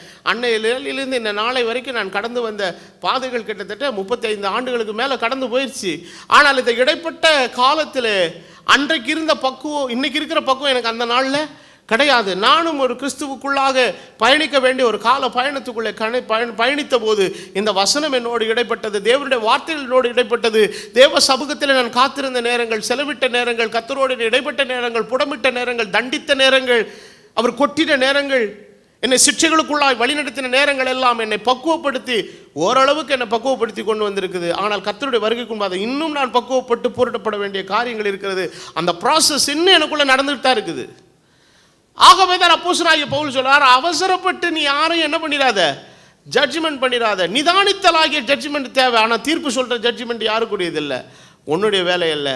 ஒரு நாள் வருகிறது, அன்னைக்கு நீதியுள்ள நியாயாதிபதியாக எல்லாருக்கும் சரியாக தீர்ப்பு கொடுப்பேன். சாட்சிகளே இல்லாமல் தீர்ப்பு சொல்லுகிற ஒரே நியாயாதிபதி கர்த்தராகிய இயேசு கிறிஸ்து. இந்த உலகத்தில் இருக்கிற எல்லா நியாயாதிபதிகளும் ஒரு தீர்ப்பை அவர்கள் புண்ண வைக்கணும்னா அந்த தீர்ப்பை அவன் சொல்லுவதற்கு முன்பாக, before he says the sentence of judgment, he needs a strong witness. வலுவான சாட்சிகள் அவனுக்கு தேவை. ஆனால் இயேசுவை கொடுக்கறதுக்கு என்ன சாட்சி தான் தேடினாங்க? பொய் சாட்சிகளை தேடினாங்க, குக்கப் ஸ்டோரிஸ் எல்லாம் தேடினாங்க. ஆனாலும் இயேசுவனுடைய ஊழியத்தில் நிறைய உண்மையான சாட்சிகள் இருந்தது, அவங்களை யாரையுமே கூப்பிடல. அப்போ இந்த உலகத்தில் என்னதான் ஒரு விஷயம் இருந்தாலும் கூட ஏன் சாட்சிகளை தேடுறாங்கன்னா, அந்த பிரச்சனை நடந்தபோது யார் பார்க்கல, அதை ஜட்ஜி பார்க்கல. ஒரு கொலை கேஸு விசாரணைக்கு வந்திருக்குது, கொலை பண்ணவன் நிற்கிறான், அந்த கொலையினாலே பாதிக்கப்பட்ட குடும்பம் ஒரு பக்கம் நிற்கிது. யாரோ ஒருத்தரை குத்தி கொண்டு விட்டான், அவன் கொண்டவன் வந்து நிற்கிறான். இப்போது அந்த நடந்த கொலையை ஜட்ஜி பார்த்தாரா? ஜட்ஜும் பார்க்கல, அவனுக்காக வக்காலத்து வாங்குகிற அட்வொகேட்டும் பார்க்கல. ஆனால் ஏன் நம்ம நியாயாதிபதி அவர் அட்வொகேட்டும் வச்சுக்கல, அவர் வந்து சாட்சியும் வச்சுக்கல? ஏன்னா அவனவன் செய்த யாவையும் அவர் தெளிவாய் அறிந்திருக்கிறார். அவருக்கு சாட்சியும் தேவையில்லை, வக்காலத்து வாங்கிறதற்கு வழக்கறிஞரும் தேவையில்லை. அவரே அட்வொகேட்டாக இருக்கிறார். என்ன அட்வொகேட்டாக இருக்கிறார்னா, குற்றத்தை நிரூபணம் பண்ணுகிறதற்கான அட்வொகேட்டாக அல்லாதபடி நம்முடைய குற்றங்களுக்காக அவர் பரிந்து பேசுகிற ஒரு அட்வொகேட்டாக தான் இருக்கிறார். அவர் தான் கர்த்தராகிய இயேசு கிறிஸ்து. அவர் ஒரு நாளில் எங்கே உட்காருவார்? அடுத்து சிங்காசனத்தில் நீதியுள்ள நியாயாதிபதியாக உட்கார்ந்துருக்கும் போது, இல்லைங்க நான் அவரை குறித்து சாட்சி கொடுக்குறேங்க, ஆண்டவரே எனக்கு ஏதாவது தீர்ப்பு சொல்லும்போது நீங்கள்லாம் குறுக்க வந்து ஐயா ஏசப்பா எங்களை விட்டுருங்க, எங்கள் பாஸ்டரை கொஞ்சம் விட்டுருங்க, எங்களுக்கு அவரை தெரியும், நாங்கள் கொஞ்சம் எங்களுடைய எவிடன்ஸ் எல்லாம் கொண்டு வர. ஆண்டவருக்கு தெரியும், உங்களை காட்டிலும் அவர் என்னை தெளிவாய் அறிந்திருக்கிறவர். நான் உங்களை அறிந்திருக்கிறதை காட்டிலும் உங்களை அவர் தெளிவாய் அறிந்திருக்கிறவர். அப்போ தேவனுடைய தீர்ப்பு நாளில் வந்து எதுவுமே பக்கத்தில் நிற்க முடியாது. தேவன் நீதியுள்ள நியாயாதிபதி, அவர் சிங்காசனத்தில் உட்கார்ந்து இருக்கிறவர். எல்லாவற்றுக்கும் சரியான தீர்ப்பை அந்த நாளிலே தேவன் கொடுப்பார். அப்போ அவசர புத்தியாக நாம் செய்கிற சில ஜட்ஜ்மெண்ட்ஸ் ஆன் பீப்புள், அது மிகப்பெரிய பாவம். ஆகவே தான் வேத வசனம் என்ன நமக்கு சொல்லுகிறது? வாசியுங்கள். ஒரு 4 விஷயத்தை நான் உங்களுக்கு வெளிப்படுத்தி காண்பிக்க விரும்புகிறேன் இந்த செய்திக்கு ஆதாரமாக. ரோமர்கள் நிருபத்தின் 12வது அதிகாரத்தின் 3வது வசனத்தை படிக்கும்போது, ரோமன்ஸ் 12:3 வசனம் என்ன சொல்லுகிறது? அல்லாமலும் எனக்கு அருளப்பட்ட கிருபையினாலே நான் சொல்லுகிறதாவது, உங்களில் எவனாயிலும் தன்னை குறித்து எண்ண வேண்டியதற்கு மிஞ்சி எண்ணாமல் அவனவனுக்கு தேவன் பகிர்ந்த விசுவாச அளவின்படியே, according to the measure of faith. அப்போ விசுவாசம் எல்லாருக்கிட்டையும் இருக்குது. ஆனால் விசுவாசத்தில் என்ன இருக்குது? ஆமாம், எல்லாருக்கும் அறிவு இருக்குதா? எல்லாருக்கும் அறிவு இருக்குது. ஆனால் அறிவில் வித்தியாசம் இருக்குது. எல்லாருக்கும் ஞானம் இருக்குதா? இருக்குது. ஆனால் எல்லாருடைய ஞானம் ஒன்று போல் இல்லை. எல்லாருக்கும் பலன் இருக்குதா? இருக்குது. ஆனால் எல்லாருடைய பலனும் ஒன்று போல் இல்லை. எல்லாராலும் எல்லாத்தையும் செய்ய முடியுமா? செய்ய முடியும். ஆனால் செய்கிற விதயத்திலே எல்லாருக்கும் என்ன இருக்குதுங்க? வித்தியாசம் இருக்குது. பவுல் சொல்கிறார், உங்கள் எல்லாருக்கும் விசுவாசம் இருக்குது, எனக்கு தெரியும். விசுவாசம் இல்லாமல் யாரும் தேவனுடைய ராஜ்யத்துக்கு என்ன செய்ய முடியாதுங்க? வர முடியாது. நம்ம தேவனுடைய ராஜ்யத்துக்குள்ளே கொண்டு வருவதற்கான அடிப்படை எலிமெண்ட்டே இதுதான், விசுவாசம்தான். அந்த விசுவாசம் தான் நம்மளை உள்ள கொண்டு வந்து. ஆனால் அந்த விசுவாசத்தில் நிலையில் வாழ்கிற வாழ்க்கையில் வந்து பார்த்தீங்கன்னா, வேத வசனம் சொல்லுகிறது, அவனவனுக்கு தேவன் பகிர்ந்த விசுவாச அளவின்படி என்ன உள்ளவனாரு? உனக்கு கொடுத்துருக்கிறதுல தெளிவார் ஐயா. அநேகருடைய நிலை என்னன்னா, எனக்கு இருக்கிற தெளிவு அவனுக்கு இல்லையே அப்படிங்கிற நிலையில் நம்ம பார்க்கும்போது தான் என்ன வாயில் வந்துடுது? தீர்ப்பு வந்துடுது. இது நமக்கு தேவையில்லாத வேலை. அதான் பவுல் ஒரு இடத்துல அப்போஸ்தலர் ஒரு இடத்துல சொல்கிறாரு, ஒருத்தன் எனக்கு விசுவாசம் உண்டுன்னு சொல்கிறான். அப்பா விசுவாசம் இருக்குதாப்பா, விசுவாசம் இருக்காது தலையில் தூக்கிட்டு இருக்கும்போது ஒருத்தன் சொல்கிறான், உங்கள்கிட்ட விசுவாசம் இருக்குது, ஆனால் என்கிட்ட என்ன இருக்குதுன்றான், அவன் வந்து கிரியை இருக்குதுன்றான். இதில் எது சூப்பர்?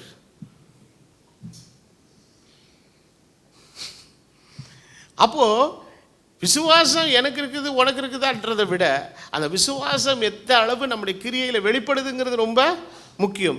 தேவன் நம்முடைய விசுவாசத்தை பார்க்கிறவர் அல்ல, நம்முடைய விசுவாசத்தின் கிரியையை பார்க்கிற ஆண்டவர்.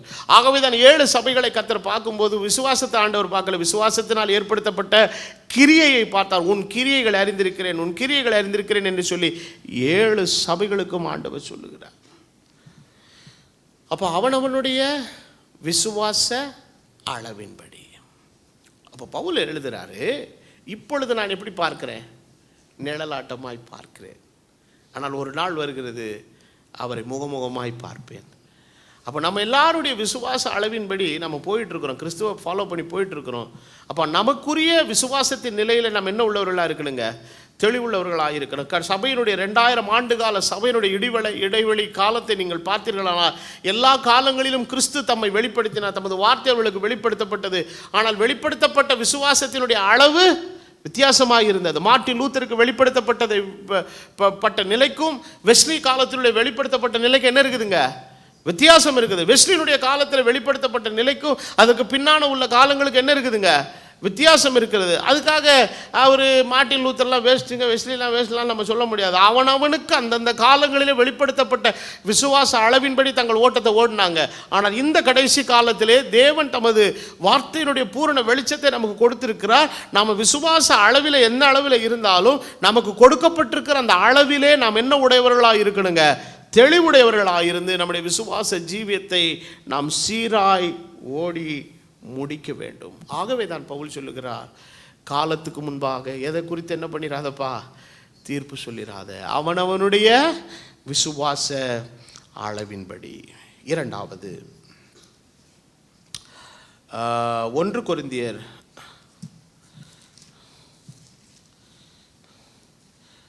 12வது அதிகாரத்தின்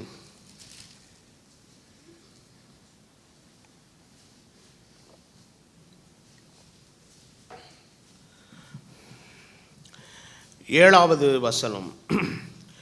ஆவியினுடைய அனுக்கிரகம், பரிசுத்த ஆவி எல்லாருக்கும் கொடுக்கப்பட்டிருக்கு. ஆனால் அந்த ஆவியினாலே கிடைக்கிற ஒரு அனுக்கிரகம் ஒன்று இருக்குது. நீங்கள் ஒவ்வொருவரும் மனம் திரும்பி பாவ மன்னிப்புக்கென்று கர்த்தராகிய இயேசு கிறிஸ்துவினாலே ஞானஸ்நானம் பெற்றுக்கொள்ளுங்கள், அப்பொழுது குடும்பத்துக்கு யாராவது ஒருத்தர் பரிசுத்த ஆவி பெற்றுக்கொள்ளுன்னு இருக்கா? எல்லாரும் பெற்றுக்கொள்வீர்கள். சீஷர்களை ஆண்டவர் எருசலேமுக்கு போக அழைக்கும் போது உங்களில் யாராவது 1-2 பேருக்கு பரிசுத்த ஆவி கிடைக்கும்பா, அதனால் மற்ற கிடைக்காதவங்களும் அவனோடு சேர்ந்துக்கோங்க அப்படின்லாம் சொல்லாரு. நீங்கள் யாவரும் என்ன செய்து பலனடைந்து நீங்கள் எருசலேமில் காத்திருங்கள், பரிசுத்த ஆவி உங்களிடத்தில் வரும்போது நீ பலனடைந்தல்ல, நீங்கள் பலனடைந்து. அப்போ மனம் திரும்பி தேவனுடைய உடன்படிக்கைக்குள்ளாக கர்த்தராகிய இயேசு கிறிஸ்துவின் நாமத்தினாலே ஞானஸ்நானம் பண்ணப்பட்டிருக்கிற யாவருக்கும் பரிசுத்த ஆவி என்ன பண்ணப்பட்டிருக்கிறது? வாக்குத்தத்தம் பண்ணப்பட்டிருக்கிறது. இது யாவருக்கும் உரியது. ஆனால் ஆண்டவரே சொல்றார், நான் மாம்சமான யாரோ 1-2 பேர் மேலே இல்லை, மாம்சமான யாவர் மீதுமே ஆவியை ஊற்றுவேன். அப்போ பரிசுத்த ஆவியினுடைய அருள்மாறிங்கிறது யாவருக்கும் கொடுக்கப்படுகிறது. ஆனால் அந்த ஆவியினுடைய அனுக்கிரகம் அவனவனுடைய பிரயோஜனத்திற்கென்று அழைக்கப்பட்டிருக்கிறது. முந்தின வசனத்தை நீங்கள் படித்தீர்களா? 4வது வசனத்திலிருந்து படிக்கும் பொழுது வசனம் விதமாய் சொல்லுகிறது, வரங்களில் வித்தியாசம் உண்டு, ஆவியானவர் ஒருவரே, ஊழியங்களில் வித்தியாசம் உண்டு, கர்த்தர் ஒருவரே, கிரியைகளில் வித்தியாசம் உண்டு, எல்லாவற்றையும் நடப்பிக்கிற தேவன் ஒருவரே. ஆவியானவர், கர்த்தர், தேவன். ஆனால் என்ன இருக்குது? வரங்களிலே வித்தியாசம், ஊழியங்களிலே வித்தியாசம், கிரியையிலே வித்தியாசம். அப்போ ஆண்டவர் அவனவனுக்கு என்னத்தை பண்ணியிருக்கிறாருங்க? பகிர்ந்து கொடுத்துருக்கிறார். யார் யாருக்கு எந்தெந்த அளவு போஷனை ஆண்டவர் கொடுக்கணும் அப்படிங்கிறத ஆண்டவர் சித்த வைத்திருக்கிறாரோ அதை ஆண்டவர் அவரவர்களுக்கு என்ன செஞ்சிருக்கிறாருங்க? பகிர்ந்து கொடுத்திருக்கிறார். வேத வசனம் சொல்லுகிறது, ஆவியினுடைய அனுக்கிரகம் அவனவனுடைய பிரயோஜனம். அப்போ எனக்கு அளிக்கப்பட்டிருக்கிற அந்த அனுக்கிரகம் என்னுடைய ஆவிக்குரிய பிரயோஜனத்துக்காக தேவனால் என்ன செய்யப்பட்டிருக்கிறது? அளிக்கப்பட்டிருக்கிறது. அப்போ இந்த கால வேளையிலே தேவன், அப்போ சில பேருக்கு என்னன்னா பாருங்க, என்கிட்ட இதெல்லாம் இருக்குதுங்க, அதெல்லாம் அவர்கிட்ட இல்லை. That is none of your business. உங்ககிட்ட இருக்குதா? அதை தெலுங்குல தான் ரொம்ப அழகாக சொல்லுவாங்க, நோர் மூஸ்கோ.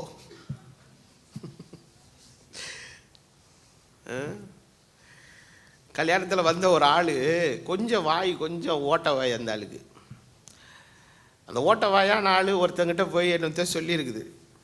என்ன சொல்லியிருக்குன்னா, கல்யாணத்தில் எல்லாரும் உட்காந்துருக்குறா, கொஞ்சம் மாஸ்க் போட்டால் நல்லா இருக்குன்னு. அதுக்கு அவன் ஒரு அழகான பதில் சொன்னான்.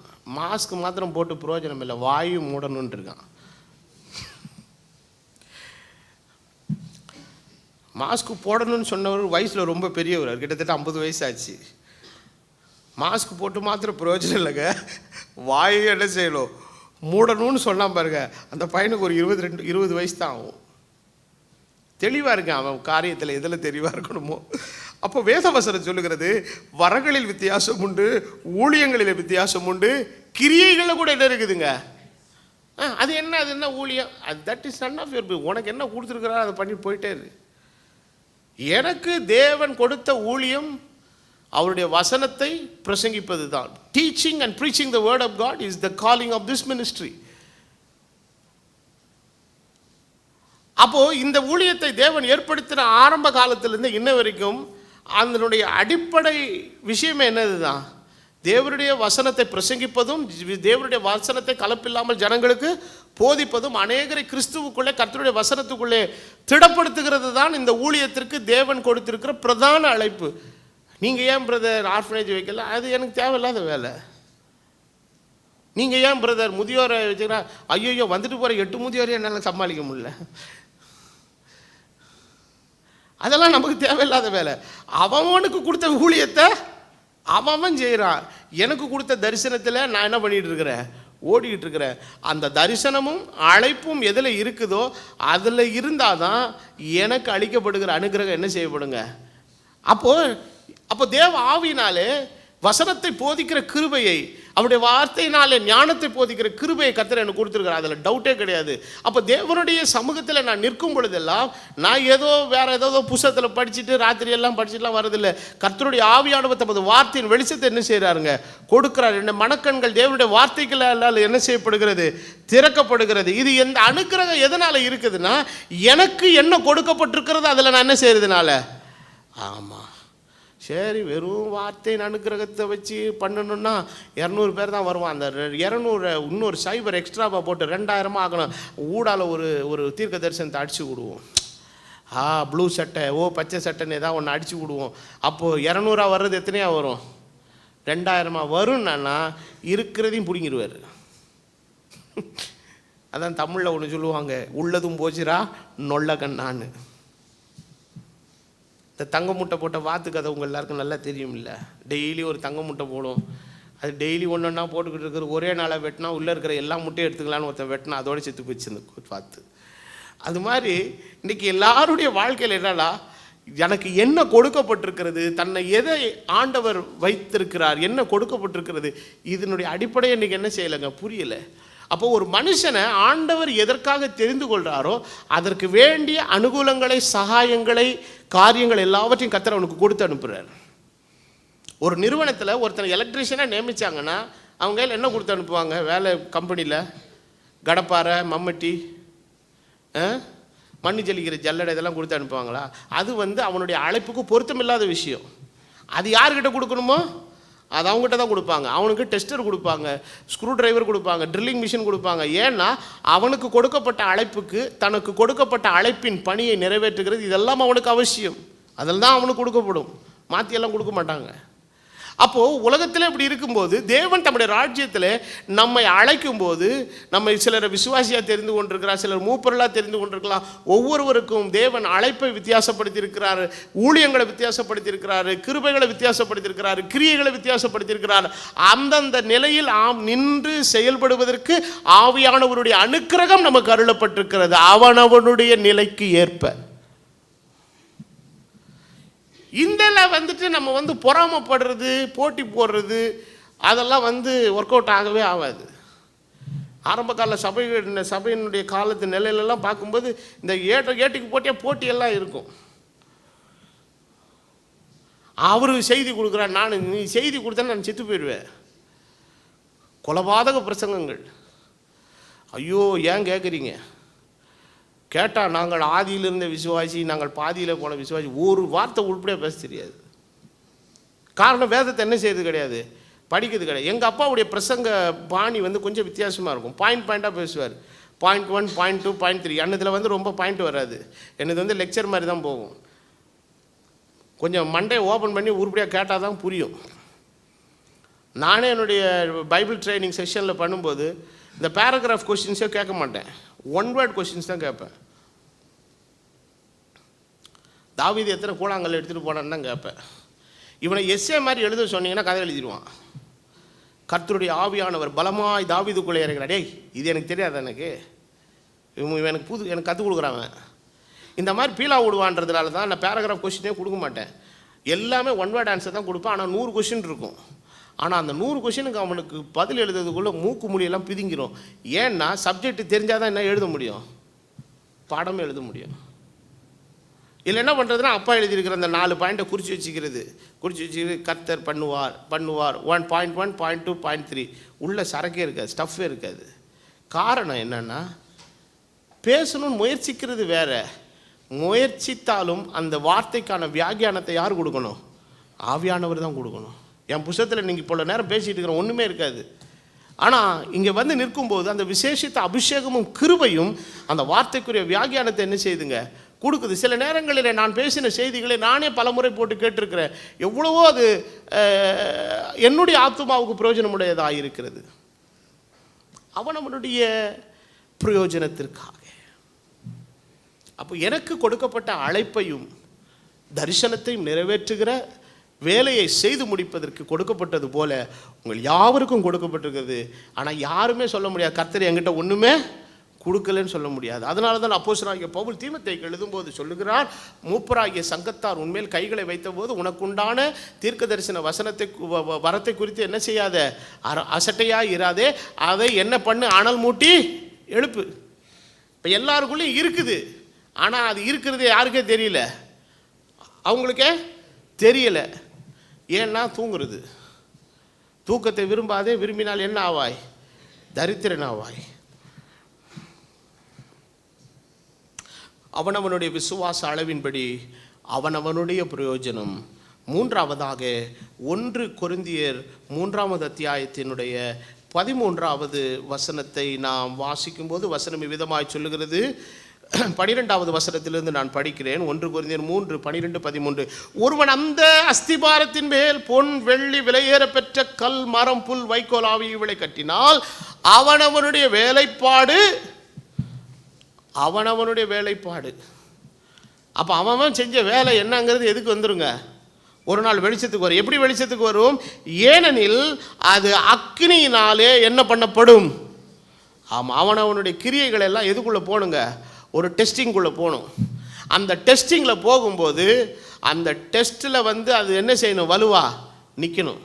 நிற்குமா? அப்போ ஆண்டவரே சொன்னார், புத்தி உள்ளவனுக்கும் புத்தி இல்லாதவனுக்குள்ள வேறுபாட்டை சொன்னார். அப்போ புத்தி இல்லாதவனுடைய வேலைப்பாடு விழுந்தது முழுவதும் அழிந்தது. 2 வார்த்தை ரொம்ப முக்கியம். விழுந்ததோடு நிறுத்திடக்கூடாது. அது கீழே விழுந்தது மாத்திரமல்ல, விழுந்தது முழுவதும் அழிந்தது. அதாவது நடந்ததுக்கு அப்புறம் பார்த்தீங்கன்னா அது என்னவே இல்லைங்க, அங்கே ஒரு விஷயம் இருந்ததற்கான தடயமே இல்லை. சில வெள்ளங்களினுடைய ஆக்ரோஷம் அப்படி தான் இருக்கும். வந்ததுன்னா வெறும் கட்டடம் மாத்திரம் விழாது, வந்தது என்னத்தையும் சேர்த்து எடுத்துகிட்டு போயிடும். இருந்ததுக்கான தடயமே இல்லாதபடி மொத்தமாக எடுத்துகிட்டு போயிடும். உண்மையிலே இங்கே ஒரு வீடு இருந்துச்சான்னு நம்ம தடவ வேண்டியது இருக்கும். அப்போ வேதவசனம் என்ன சொல்லுகிறது, ஒருவன் அந்த அஸ்திபாரத்தின் மேலே பொன் வெள்ளி விலையேற பெற்ற கல் மரம் புல் வைக்கோல் அவை எல்லாவற்றை வச்சு கட்டுறான். ஆனால் அவனுடைய வேலைப்பாடு எத்தன்மை உள்ளது என்பதை நாளானது விளங்கப்படும். அப்போ புத்தியுள்ளவனும் தேவனுடைய ராஜ்யத்தில் இன்றைக்கி 2 கூட்டத்தார் இருக்கிறாங்க. அவனவனுடைய கிரியைகளின்படி அவனவனுக்கு பலனளிக்கிற தேவன் பலனளிக்கிற நாளுக்காக காத்திருந்து அவரவர்கள் தங்களுடைய வேலைகளை செய்கிறார்கள்.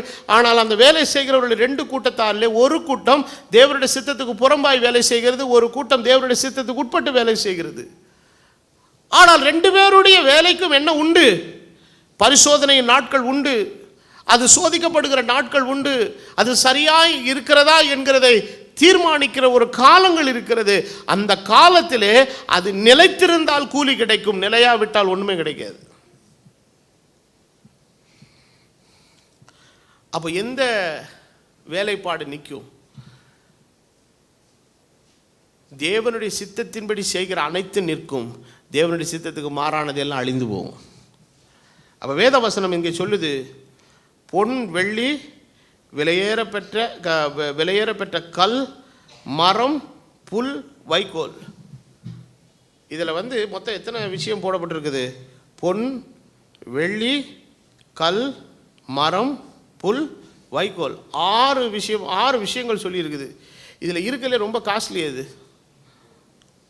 அதை விட கொஞ்சம் லோகானது எது? வெள்ளி. அதை விட மோசமானது எல்லாம் ஒன்றா வரிசையாக இருக்குது. இருக்கலே ரொம்ப மோசம் புல்லு தான். புல்லை கூட வச்சு ஒருத்தன் வேலை செய்கிறான் ஆண்டவருக்காக. ஆனால் பரிசோதனை பண்ணுறது ஒவ்வொரு விஷயத்துக்கு ஏற்ற மாதிரி வராது. எல்லாத்துக்குமே அக்னி தான். ஹலோ, இருக்கீங்களா? நீ தங்கத்தினால் செஞ்சாலும் அக்னி தான், வெள்ளினால் கட்டினாலும் அக்னி தான், கல்லினால் கட்டினாலும் அக்னி தான், மரத்தினால் கட்டினாலும் அக்னி தான், புல் வைக்கோல் வச்சு கட்டினாலும் அக்னி தான். ஆனால் எது நிலைத்திருக்கும்? எனக்கு தெரிந்து இந்த வசனத்தின் அடிப்படையில் வசனமாகிய பொண்ணுனால் கட்டப்பட்டது ஒன்று தான் நிலைச்சிருக்கும். காரணம், நீ எதை வைத்து கட்டுகிறாயோ அதுவே ஒரு நாள் பரிசோதிக்கப்பட்டது. அது 7 தரம் விருக்கி புடமிடப்பட்ட வெள்ளிக்கொப்பான சுத்த சொற்களாக இருக்கிறது. அவனவருடைய வேலைப்பாடு எத்தன்மை உள்ளது என்பதை நாளானது என்ன செய்யப்படும்? விளங்கப்படும். அதனால் புத்தி இல்லாதவன் தேவ சித்தத்துக்கு மாறா கட்டானா கட்டணும். அது நமக்கு தேவையே இல்லை. தேவ சித்தத்தின்படி ஒருத்தன் கட்டிக்கிட்டு இருக்கிறான்னா நம்ம அவனை கவனிக்க வேண்டிய அவசியமும் இல்லை. நாம் செய்ய வேண்டிய காரியம், நம்முடைய கவனம் எல்லாம் எதில் இருக்கணும்னா, நான் எதன்படி செய்கிறேன்னா தேவ. So people are just wasting their time to criticise others. நான் சில நேரங்களிலே சில விஷயங்களை குறித்து, சில ஊழியக்காரர்களை குறித்த ஒரு சில குறிப்புகளை உங்களுக்கு மேற்கோளாக காட்டுகிறதுனுடைய நோக்கம் என்னவென்றால், எனக்கு அவங்கள பற்றி கவலையே இல்லை. நீங்கள் எச்சரிக்கையாக இருக்கும்படி, அவருடைய தவறான விஷயங்களுக்குள்ளே நீங்கள் உட்படுத்தப்பட்டு உங்களுடைய ஆத்துமாவுக்கான பலனை நீங்கள் இழந்து விடக்கூடாது, தடுமாற்றம் அடைந்து விடக்கூடாது, விசுவாச ஜீவியத்தில் எந்த விதமான ஒரு குழப்பத்தை நீங்கள் சந்தித்து விடக்கூடாது என்கிற அந்த அக்கறையின் அடிப்படையில் தான் அதை மேற்கோள் காட்டுற ஒழிய, மற்றபடி எனக்கு அவங்க என்ன செய்கிறாங்கன்றதுக்கு தேவையே இல்லாத விஷயம். எனக்கு தேவன் கொடுத்த அழைப்பு ஒன்று தான் தேவை, அதை நிறைவேற்றி முடிக்கணும். ஹல்லேலூயா. அப்போ வேதவசனம் சொல்லுகிறது, அதன் மேல் ஒருவன் கட்டினது நிலைத்திருந்தால் அவன் என்ன பெறுவான்? கூலியை பெறுவான். ஒருவன் கட்டினது வெந்து போனால் அவன் நஷ்டம் அடைவான். அவனோ ரட்சிக்கப்படுவான். அது அக்கினியில் அகப்பட்டு தப்பினது போல. ஆள் தான் தப்பிப்பான ஒழிய இவனுடைய கிரியைகள் எல்லாம் என்ன செஞ்சு போகும்? அழிந்து போகும். அப்போ நாம் தேவனுடைய ராஜ்யத்துக்குள்ளே போகும்போது வெறும் சும்மா போய் பிரயோஜனம் இல்லைங்க. நம்ம கேட்ட ஒரு பலனை தேவனுடைய கரத்திலிருந்து பெறுகிறவர்களாய் நாம் போக வேண்டும். கடைசியாக ஒரு குறிப்பை சொல்லி பிடிக்கிறேன். வெளிப்படுத்துகிற விசேஷத்தின் 22வது கடைசி அதிகாரத்தில் 12வது வசனம் விதமாய் சொல்லுகிறது, இதோ சீக்கிரமாய் வருகிறேன், அவனவருடைய கிரியைகளின்படி அவனுக்கு நான் அளிக்கும் பலன் என்னோடு கூட வருகிறது. அப்போ ஆண்டவர் ஒருத்தருடைய கிரியை வச்சு எல்லாத்தையும் ஜட்ஜ்மெண்ட் பண்ணுறவர் அல்ல, அவனவனுடைய கிரியைகளின்படி. So the work of every individual, அது ரொம்ப முக்கியம். அப்போ ஆண்டவர் எல்லாவற்றையும் அவர் பார்க்குறாரு, ரொம்ப கவனமாக பார்க்குறாரு. எல்லாவற்றையும் தேவன் கணக்கிலே உடையவராக அவர் இருக்கிறார். அப்போது தேவனுடைய வருகை நாளிலே நமக்கு ஆண்டவர் அவருக்கு எதை கொண்டு வராருங்க? பலனை தேவன் தமது சமூகத்திலிருந்து என்ன செய்கிறாருங்க? கொண்டு வர்றார். அன்றைக்கு யோபு செய்த காரியத்தை குறித்து நம்ம படிக்கும்போது அவனை நிறைய பேர் ரொம்ப குற்றப்படுத்தினாங்க. அவன் சொல்கிறான், இந்த பார், நீ தேவையில்லாமல் என்கிட்ட பேசாதீங்க, எனக்கு சாட்சி பார்க்குறவர் எங்கே இருக்கிறார்ப்பா? பரலோகத்தில் இருக்கிறார். அவர் இருக்கிறார்ப்பா, அவருடைய கிருபையினால தான் நான் நிற்கிறேன். அவர் எனக்கு எல்லாவற்றையும் ஏற்ற காலத்தில் என்ன செய்கிறார்? தருகிறார். பவுலோஸ் புஸ்தகத்திலே சொல்லுகிறார், என்னை குறித்து நான் என்ன செய்கிறதில்லை? தீர்ப்பு சொல்லுகிறதில்லை. எனக்கு சாட்சி பார்க்குறவரும் எங்கே இருக்கிறாருங்க? பரலோகத்தில் இருக்கிறார். என்னை நியாயம் விசாரிக்கிறவர் கர்த்தர் என்று அப்போஸ்தலன் சொல்லுகிறார். என்னை சாட்சி பார்க்கிறவர் உன்னதங்களில் இருக்கிறார் என்று யோபு சொல்லுகிறான். ரோமர் 1:9 பவுல் சொல்லுகிறார், நான் சேவிக்கிற தேவன் எனக்கு சாட்சியாக இருக்கிறார். நான் சேவிக்கிற தேவன். அப்போ 7 சபைகளை குறித்து நம்ம படிக்கும்போது ஒவ்வொரு சபைக்கும் ஆண்டவர் சொல்லார், உன் கிரியைகளை நான் என்ன செய்கிறேன்? அறிந்திருக்கிறேன். வெளிப்படுத்தல் 2:2 உன் கிரியைகளை அறிந்திருக்கிறேன். வெளிப்படுத்தல் 2:9 சிமிர்னா சபைக்கு சொல்லுகிறார் உன் கிரியைகளை அறிந்திருக்கிறேன். 2:13 பெர்கமு சபைக்கு சொல்லுகிறார் உன் கிரியைகளை அறிந்திருக்கிறேன். தியத்திரா சபைக்கு சொல்லுகிறார் வெளிப்படுத்தல் 2:19 உன் கிரியைகளை அறிந்திருக்கிறேன். சர்தை சபைக்கு சொல்லுகிறார் வெளிப்படுத்தல் 3:1 உன் கிரியைகளை அறிந்திருக்கிறேன். பிலதெல்பியா சபைக்கு சொல்லுகிறார் வெளிப்படுத்தல் 3:8 உன் கிரியைகளை அறிந்திருக்கிறேன். லவோதிக்கேயா சபைக்கு சொல்லுகிறார் வெளிப்படுத்தல் 3:15 உன் கிரியைகளை அறிந்திருக்கிறேன். அப்போ அந்த கிரியைகளை அறிந்திருக்கிற ஆண்டவருடைய அப்ரோச் எப்படி இருக்குது? அதில் ஆண்டவர் சில விஷயங்களை பார்க்கும்போது மைனஸ் ப்ளஸ் இப்படி மேலே ஏறி இறங்கும். முதல்ல அப்போது எபேசு சபைக்கு சொல்லும்போது நிறைய ப்ளஸ்ஸாக சொல்கிறாரு முதல் சபை இல்லையா. ஆனால் கடைசியில் ஒரு மைனஸ் சொல்கிறார். என்னது? ஆதியில் நீ கொண்டிருந்த அன்பை விட்டா என்று உன் பேரில் எனக்கு என்ன இருக்குது? அப்போது நல்ல விஷயங்களை, அதான் ஆண்டவருடைய ஜட்ஜ்மெண்ட்டு. நல்ல விஷயங்களை எல்லாம் பாராட்டின ஆண்டவர், சரி இவ்வளோ நல்ல விஷயம் இருக்குல்ல, இது ஒன்றை மாத்திரம் விட்டுருவோம்ல, அதையும் காட்டி சொல்கிறாரு, இதை நீ சரி பண்ணலைன்னா விளக்கத்தண்டை உங்கள்கிட்ட என்ன செய்வேன்றாரு? எடுத்துருவேங்கிறாரு. சிம்னா சபைக்கு பார்க்கும்போதும் அப்படிதான். எல்லா சபைக்கும் ஆண்டவர் ஒரு செய்தியை சொல்லிட்டு கடைசி ஆகிலும், அந்த ஆகிலும்ல தான் ஆண்டவருடைய கிருபை உள்ளே உட்காந்துருக்குது. உனக்கு கொஞ்சம் நான் கருணை காட்டுறேன், உனக்கு கொஞ்சம் நான் கிருபையை காட்டுறேன், நீ சீக்கிரமாக வெளியே வந்துரு. ஆனாலும் இந்த தப்பை செய்யாத ஆட்கள்லாம் உங்ககிட்ட என்ன செய்கிறாங்க? இருக்கிறாங்க. இப்போ ஆண்டவருடைய ஜட்ஜ்மெண்ட் என்கிறது எப்படின்னா, யாரோ ஒருத்தர் 2 பேரை வச்சுட்டு 19 அடிச்சு விட்டு எல்லாமே மோசமானது அப்படின்லாம் போகிற ஆண்டவில் ஆண்டவர் ஒவ்வொருவரையும் தனிப்பட்ட விதத்தில் அறிந்திருக்கிறார். பிலதெல்பியா சபை 1க்கு தான் எந்த விதமான குறையும் ஆண்டவரே என்ன பண்ணலை? சொல்லலை. ஒரு குறைவும் சொல்லப்படாத ஒரு சபை எது? பிலதெல்பியா சபை. ஒரு நல்லது கூட சொல்லப்படாத ஒரே ஒரு சபை லவோதிக்கேயா சபை. இதில் எல்லாமே மைனஸ் தான். அந்த 7 சபைகளினுடைய நிலைகளில் standards of the Christian life நீங்கள் எடுத்து பார்த்தீங்கன்னா இருக்கிறதுலே டுபாகோர் எது தான்? லவோதிக்கேயா தான். என்ன ஆட்டி வாச்சா, கர்த்தர் வருகிறார், கர்த்தர் போகிறார், கர்த்தர் அசைவாடுகிறார், கர்த்தர் தூக்குகிறார், கீழே போடுறாரு. எங்கேடா போடுறாரு? என் வாயிலிருந்து உன்னை என்ன செய்வேங்கிறாரு, வாந்தி படி போடுவேங்கிறார். அவ்வளோ கேவலமாக இருக்குது. ஆனாலும் அது நடுவில் ஒரு சின்ன மெர்சி வச்சிருக்கிறார். என்ன மெர்சி வச்சிருக்கிறான்னா, நீ என் சத்தத்துக்கு நான் நேசிக்கிறவர்கள் எவர்களோ. இதில் பாருங்க, இதில் நேசிக்கிறவர்களுக்கு சிட்சையை தான் ஆண்டவர் சொல்லியிருக்கிறார். The only greatest promise which was given to the Laodicean church is the punishment. எத்தனை பேருக்கு இதை ஏற்றுக்க ரெடியாக இருக்கீங்க?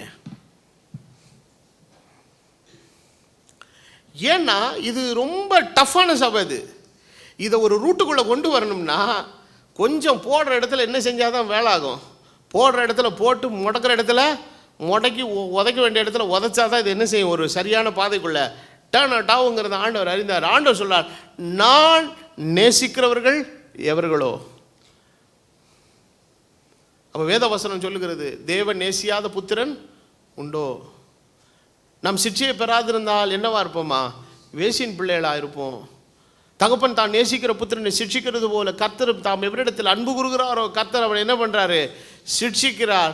அப்போது அவர் சிட்சித்து போதித்து நடத்துகிறதுனுடைய காரணம் என்னவென்றால், இந்த மோசமான ஒரு நிலையில் இருக்கிற இந்த சபையின் காலத்தின் மத்தியிலே மாய்மாலமும் வஞ்சகமும் அருவருப்பும் அசுத்தமும் ஏமாற்று வேலைகளும் சித்து வேலைகளுமாய் நிறைந்திருக்கிற இந்த சபையின் காலத்திலே கர்த்தருக்காக ஒரு சரியான, ஒரு பூரணமான, தெளிவான, தூய்மையான ஒரு கிறிஸ்தவ வாழ்க்கை வாழ்கிறதற்காக கர்த்தர் சொல்லுகிறார், நான் நேசிக்கிறவர்களை சிட்சித்து என் வழிக்குள்ளே நான் கொண்டு வர்றேங்கிறார்.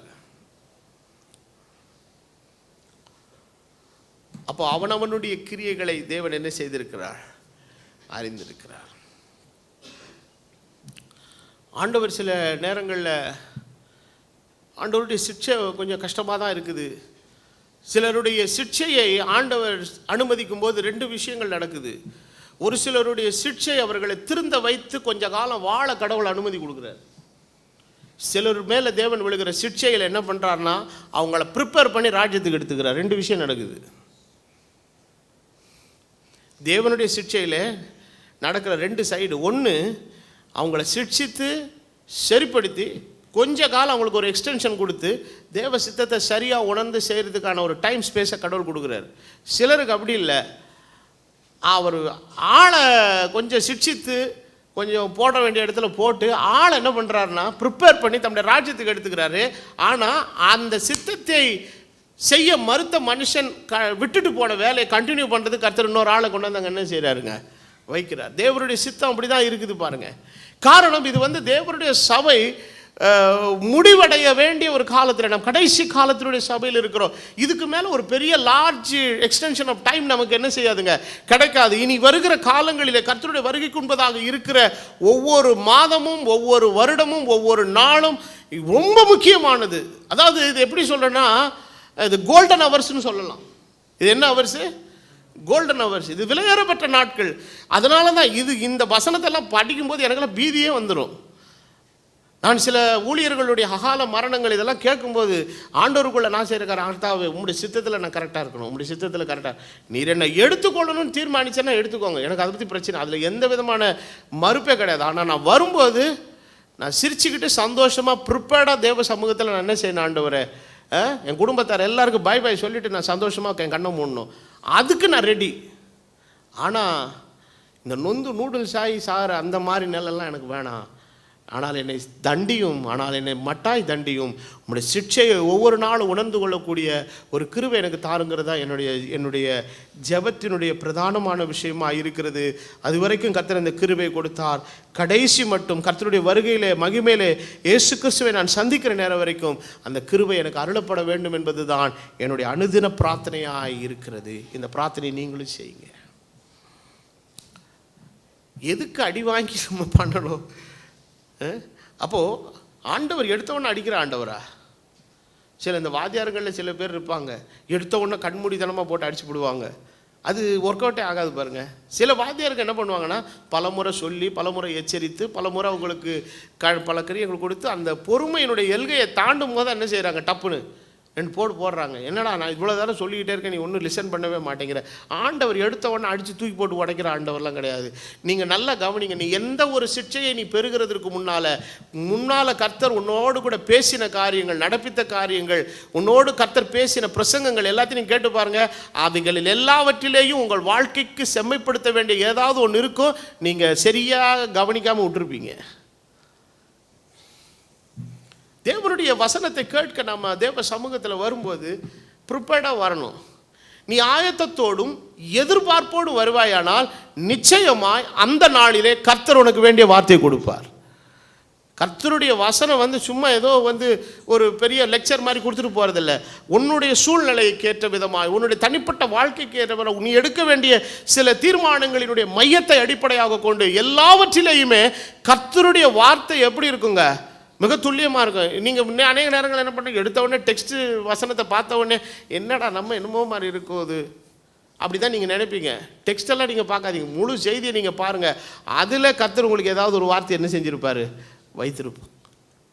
அந்த வார்த்தையை கர்த்தர் வேத வாசிப்புகளில் கொடுக்கலாம். அந்த வார்த்தையை கர்த்தர் பாடல் மூலமாக கூட என்ன செய்யலாம், கொடுக்கலாம். அப்போ அந்த நாளிலே தேவ சமூகத்தில் வரும்போது உங்களை வெறுமையாய் அனுப்புகிற தேவன் அல்ல, மேஜையில் இருக்கிற மன்னாவினாலே உங்களை திருப்தியாய் அனுப்புகிற ஆண்டவர். நம்முடைய காரியங்கள் எல்லாம், நம்முடைய செவிகள் கர்த்தருடைய வார்த்தைக்கு என்ன செய்யணுங்க, திறந்திருக்கணும். அப்போ எப்பொழுதெல்லாம் நம்முடைய இருதயமும் நம்முடைய செவியும் கர்த்தருடைய சித்தத்துக்கும் வார்த்தைக்கும் திறந்திருக்கிறதோ அது வரைக்கும் நமக்கு பிரச்சனை இல்லை. அதை கேட்க நம்ம மறுக்கும்போது தான் தேவ சித்தத்தை விட்டு விலகிறோம். அதை விலகிற நேரம் வரும்போது தான் நமக்கு ஏதாவது ஒரு சிக்ஷையினுடைய கனத்த அடிகள் நம்முடைய வாழ்க்கையில் விழுகிறது. இந்த காலவேளையில் தேவ வார்த்தை கேட்டுக்கொண்டிருக்கிற அருமையான கர்த்தருடைய பிள்ளையே, அவனவனுக்குரிய புகழ்ச்சி, அவனவனுடைய கிரியைகள், அவனவனுடைய வேலைப்பாடு, அவனவனுடைய விசுவாச அளவின்படி எல்லாம் தேவன் ஒவ்வொருவரையும் தனிப்பட்ட விதத்தில் அறிந்திருவர். My God is not a God of the many, He is a God of every man. ஒவ்வொருவருடைய ஆண்டவர் அவர். எல்லாரும் நெஞ்சில் கை வச்சு சொல்லி, நான் ஆராதிக்கிற தேவன் அவர் என்னுடைய ஆண்டவர். அவர் என்னை அறிந்திருக்கிறார், என் கிரியைகளை அறிந்திருக்கிறார், என் விசுவாச அளவை அறிந்திருக்கிறார், யாவற்றை அறிந்திருக்கிறார். அதனால தான் ஆண்டவர் சொல்றார், நீ அவசரப்பட்டு அடுத்தவனை வாய்க்கு வந்தபடி ஜட்ஜ்மெண்ட் கொடுத்துடாதப்பா. வாழ்க்கையில் எல்லாவற்றையும் நிதானிக்கிறது தவறல்ல. ஆனால் மற்றவர்களை தீர்ப்பு சொல்லுகிற அதிகாரத்தை தேவன் யாரிடத்திலும் கொடுக்கவில்லை. ஊழியக்காரிடத்தில் அந்த விஷயத்தை என்ன செய்யலைங்க, கொடுக்கல. கடைசியில் உங்களையும் என்னையும் நியாயந்திருக்க போகிறது இந்த வசனம் ஒன்று தான் நியாயந்திருக்கும். ஹல்லேலூயா. ஆண்டவர் எப்படி நியாயந்திருப்பாருங்க? தமது வார்த்தையை கொண்டு நியாயந்திருக்கிற ஆண்டவர். ஆகவே எனக்கு தெரியாத ஆண்டவரே, பேச முடியாத ஆண்டவரே, வராத ஆண்டவரே, புரியாத ஆண்டவரே, அதெல்லாம் நம்ம பேச முடியாதுங்க. கர்த்தருடைய வார்த்தை நம்மை நியாயந்திருக்கும்.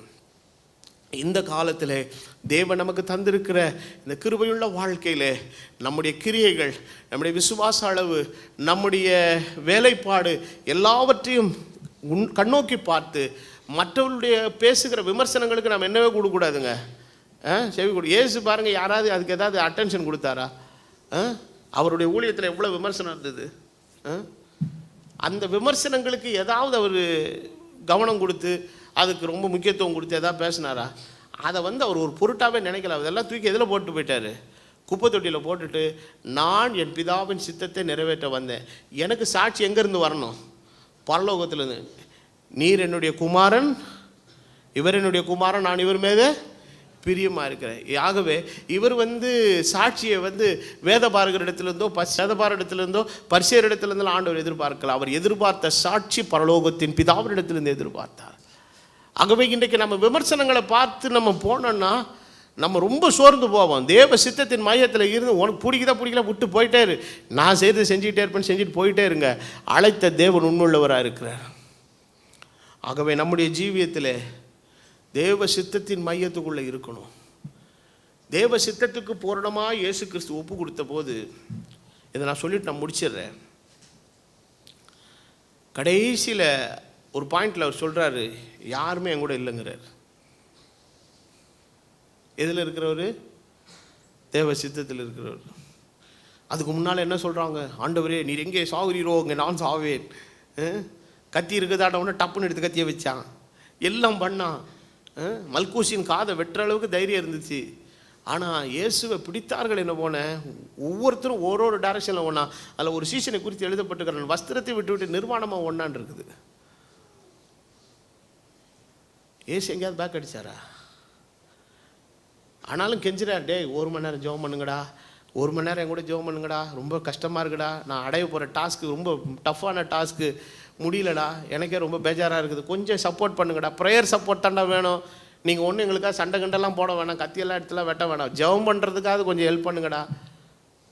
கடைசியில் ஒருத்தர் இல்லை. ஆனால் பிதா அவரை கைவிட்டாரோ? ஆனால் அவரே கேட்குறாரு, என் தேவனே என் தேவனே என்னை கைவிட்டீர். ஆனால் அவர் தம்முடைய ஊழியத்திலே பிதாவின் திருவிழ சித்தத்துக்கு முழுவதுமாய் அர்ப்பணித்தவராய் இருந்தபடியினாலே எல்லாரும் அவரை விட்டு போனாலும் சரி, அவரோ அழைத்தவர் அவரோடு இருந்தார். அவர் மரணத்தை ஜெயமாக விழுங்கினவராய் 3ஆம் நாளிலே உயிரோடு கூட எழுந்தார். அவர் தான் நமக்கு வாக்குத்தத்தம் கொடுத்துருக்கார், நான் உன்னை விட்டு விலகிறதும் இல்லை, உன்னை கைவிடுகிறதும் இல்லை. ஆகவே தேவ சித்தத்தின் மையத்தில் இருக்கும்போது சில பேர் கூட இருப்பாங்க, சில பேர் நேரத்தில் யாருமே இல்லாத மாதிரி இருக்கும். எல்லாரும் கையை கழுவி நம்மளை திராட்டில் விட்ட மாதிரி இருக்கும். அதை பற்றி நீங்கள் யோசிக்காதீங்க. ஆண்டவர் கூட இருக்கிறாரா இருக்கிறத மாத்திரம் யோசித்து உங்களுக்கு நியமிக்கப்பட்ட பாதையில் ஓடுங்கள். யாரையும் தீர்ப்பு சொல்லாதிருங்கள். மற்றவர்கள் உங்களை குறித்து சொல்லுகிற தீர்ப்புக்கு செவி கொடாதிருங்கள். நியாய நாளிலே நல் விசாரணை உங்களுக்கும் எனக்கும் உண்டு. நீதியுள்ள நியாயாதிபதி அந்த நாளிலே உங்களுக்கும் எனக்குமான தீர்ப்பை தருவார் என்று சொல்லி என் வாத வாக்கியங்களை மிகுந்த பணிவோடும் தாழ்மையோடும் இந்த காலை வேளையில் நிறைவு செய்கிறேன். கர்த்தர் உங்களை ஆசீர்வதிப்பாராக. யாவரும் எழும்பி நிற்போம்.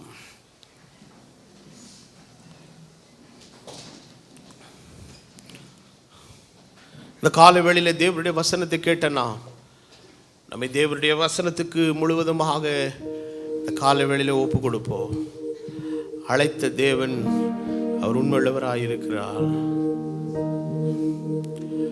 அவருடைய வருகை நாளிலே நாம் காணப்படுவதற்கு நம்மை முற்றிலும் முழுவதுமாய் நாமை ஒப்பு கொடுத்து நம்மை தேவனுடைய சமூகத்திலே நம்மை ஆயத்தப்படுத்திக் கொள்வோம்.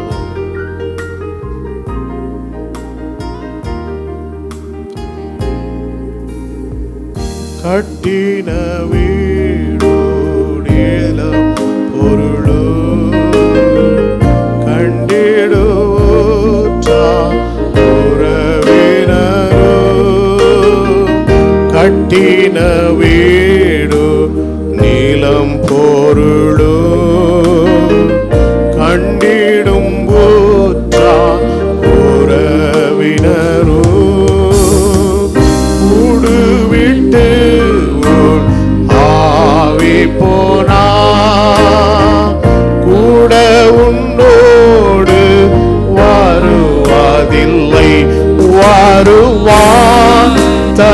தருணம் இதுவே அழைக்கிறாரே. வல்ல ஆண்டவர் இயேசு ஒன்றை வருவார், தருணம் இதுவே அழைக்கிறாரே. வல்ல ஆண்டவர் இயேசு ஒன்றை வாழ்நாளை எல்லாம் வீழ்நாளாய் வருத்தத்தோடு கழிப்பது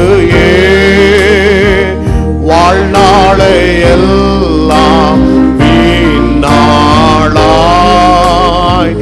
வருத்தத்தோடே கழிப்பது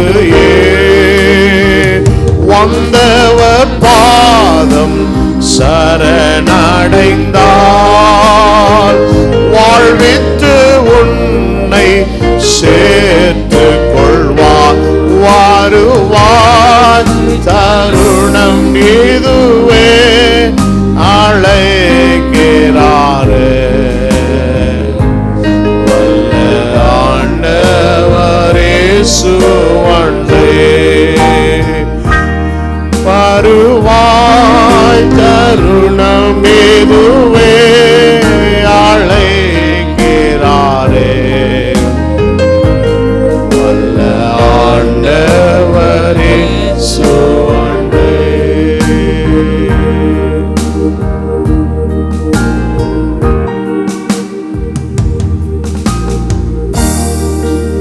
எங்கள் நல்ல பிதாவே, வல்லவருடைய கரத்திலே எங்களை இந்த காலவேளையிலே சமர்ப்பணம் பண்ணுகிறோம். மனுஷருடைய நியாய நாளிலாவது, உம்முடைய விசாரணை நாளிலாவது நீர் எங்களுக்கு நல்ல தீர்ப்பை தருகிற தேவனாய் இருக்கிறதற்காக உமக்கு ஸ்தோத்திரம்.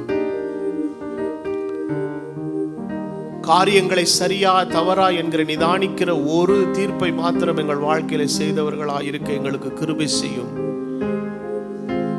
யாரை குறித்தும், எந்த நபரை குறித்தோ, எந்த ஊழியத்தை குறித்தோ தீர்ப்பு என்கிற தீர்மானத்தை நாங்கள் செய்யாதபடி எங்களை நீர் காத்துக்கொள்ளும். யாவருக்கும் தீர்ப்பு செய்ய அதிகாரமும் வல்லமையும் ஒருவருக்கு தான் உண்டு. நீர் எங்கள் ஒவ்வொருவருடைய கிரியைகளை நீர் அறிந்திருக்கிறீர். ஒவ்வொருவருடைய விசுவாச அளவை அறிந்திருக்கிறீர். ஒவ்வொருவருடைய வேலைப்பாடுகளை நீர் அறிந்திருக்கிறீர். ஒவ்வொருவருடைய காரியங்கள் எல்லாவற்றையும் நீர் திட்டமும் தெளிவுமாய் அறிந்திருக்கிறீர். உம்முடைய நாளிலே அவனவனுக்குரிய புகழ்ச்சியை நீர் தர உண்மையுள்ளவராயிருக்கிறதற்காக ஸ்தோத்திரம். மனுஷரால் வருகிற புகழ்ச்சி அல்ல ஆண்டவரே, உம்மிடத்திலிருந்து வருகிற புகழ்ச்சியை நாங்கள் பெற உம்மை மாத்திரம் சார்ந்து, உம்மை மாத்திரம் பற்றி கொண்டு, உம்முடைய சித்தத்தை மாத்திரம் செய்ய எங்களை இந்த காலை நேரத்தில் சமர்ப்பணம் பண்ணுகிறோம். எங்களை நீர் ஆசீர்வதியும். எங்கள் ஒவ்வொருவருக்கு வேண்டிய நல்ல சுகமும் பலனும் ஜீவனும் தருவீராக. இந்த காலை வேளையில யாரெல்லாம் தங்களுடைய வாழ்க்கையிலே ஏக்கங்களோடு, எதிர்பார்ப்புகளோடு, தேவைகளோடு வந்திருக்கிறார்களோ யாவருக்கும் கர்த்தர் உதவி செய்யும். உம்முடைய தயவுள்ள கரத்திலே உம்முடைய ஜனத்தை நீர் பாதுகாத்துக் கொள்ளும். யாவருக்கும் கர்த்தர் நன்மை செய்வீராக. ஆண்டவரே, ஆறுதலை, தேவைப்படுவோருக்கு ஆறுதலை தாரும். தேற்றப்பட வேண்டிய உள்ளங்களை கர்த்தர் இந்த காலவெளியில தேற்றுவீராக. பலவீனப்பட்ட உள்ளங்களை கர்த்தர் பலப்படுத்துவீராக. தடுமாறுகிற ஜனத்தை கர்த்தர் பலப்படுத்துவீராக. உடைய வல்லமையுள்ள கரம் உடைய ஜனத்தோடு கூட இருக்கட்டுங்க தாவே.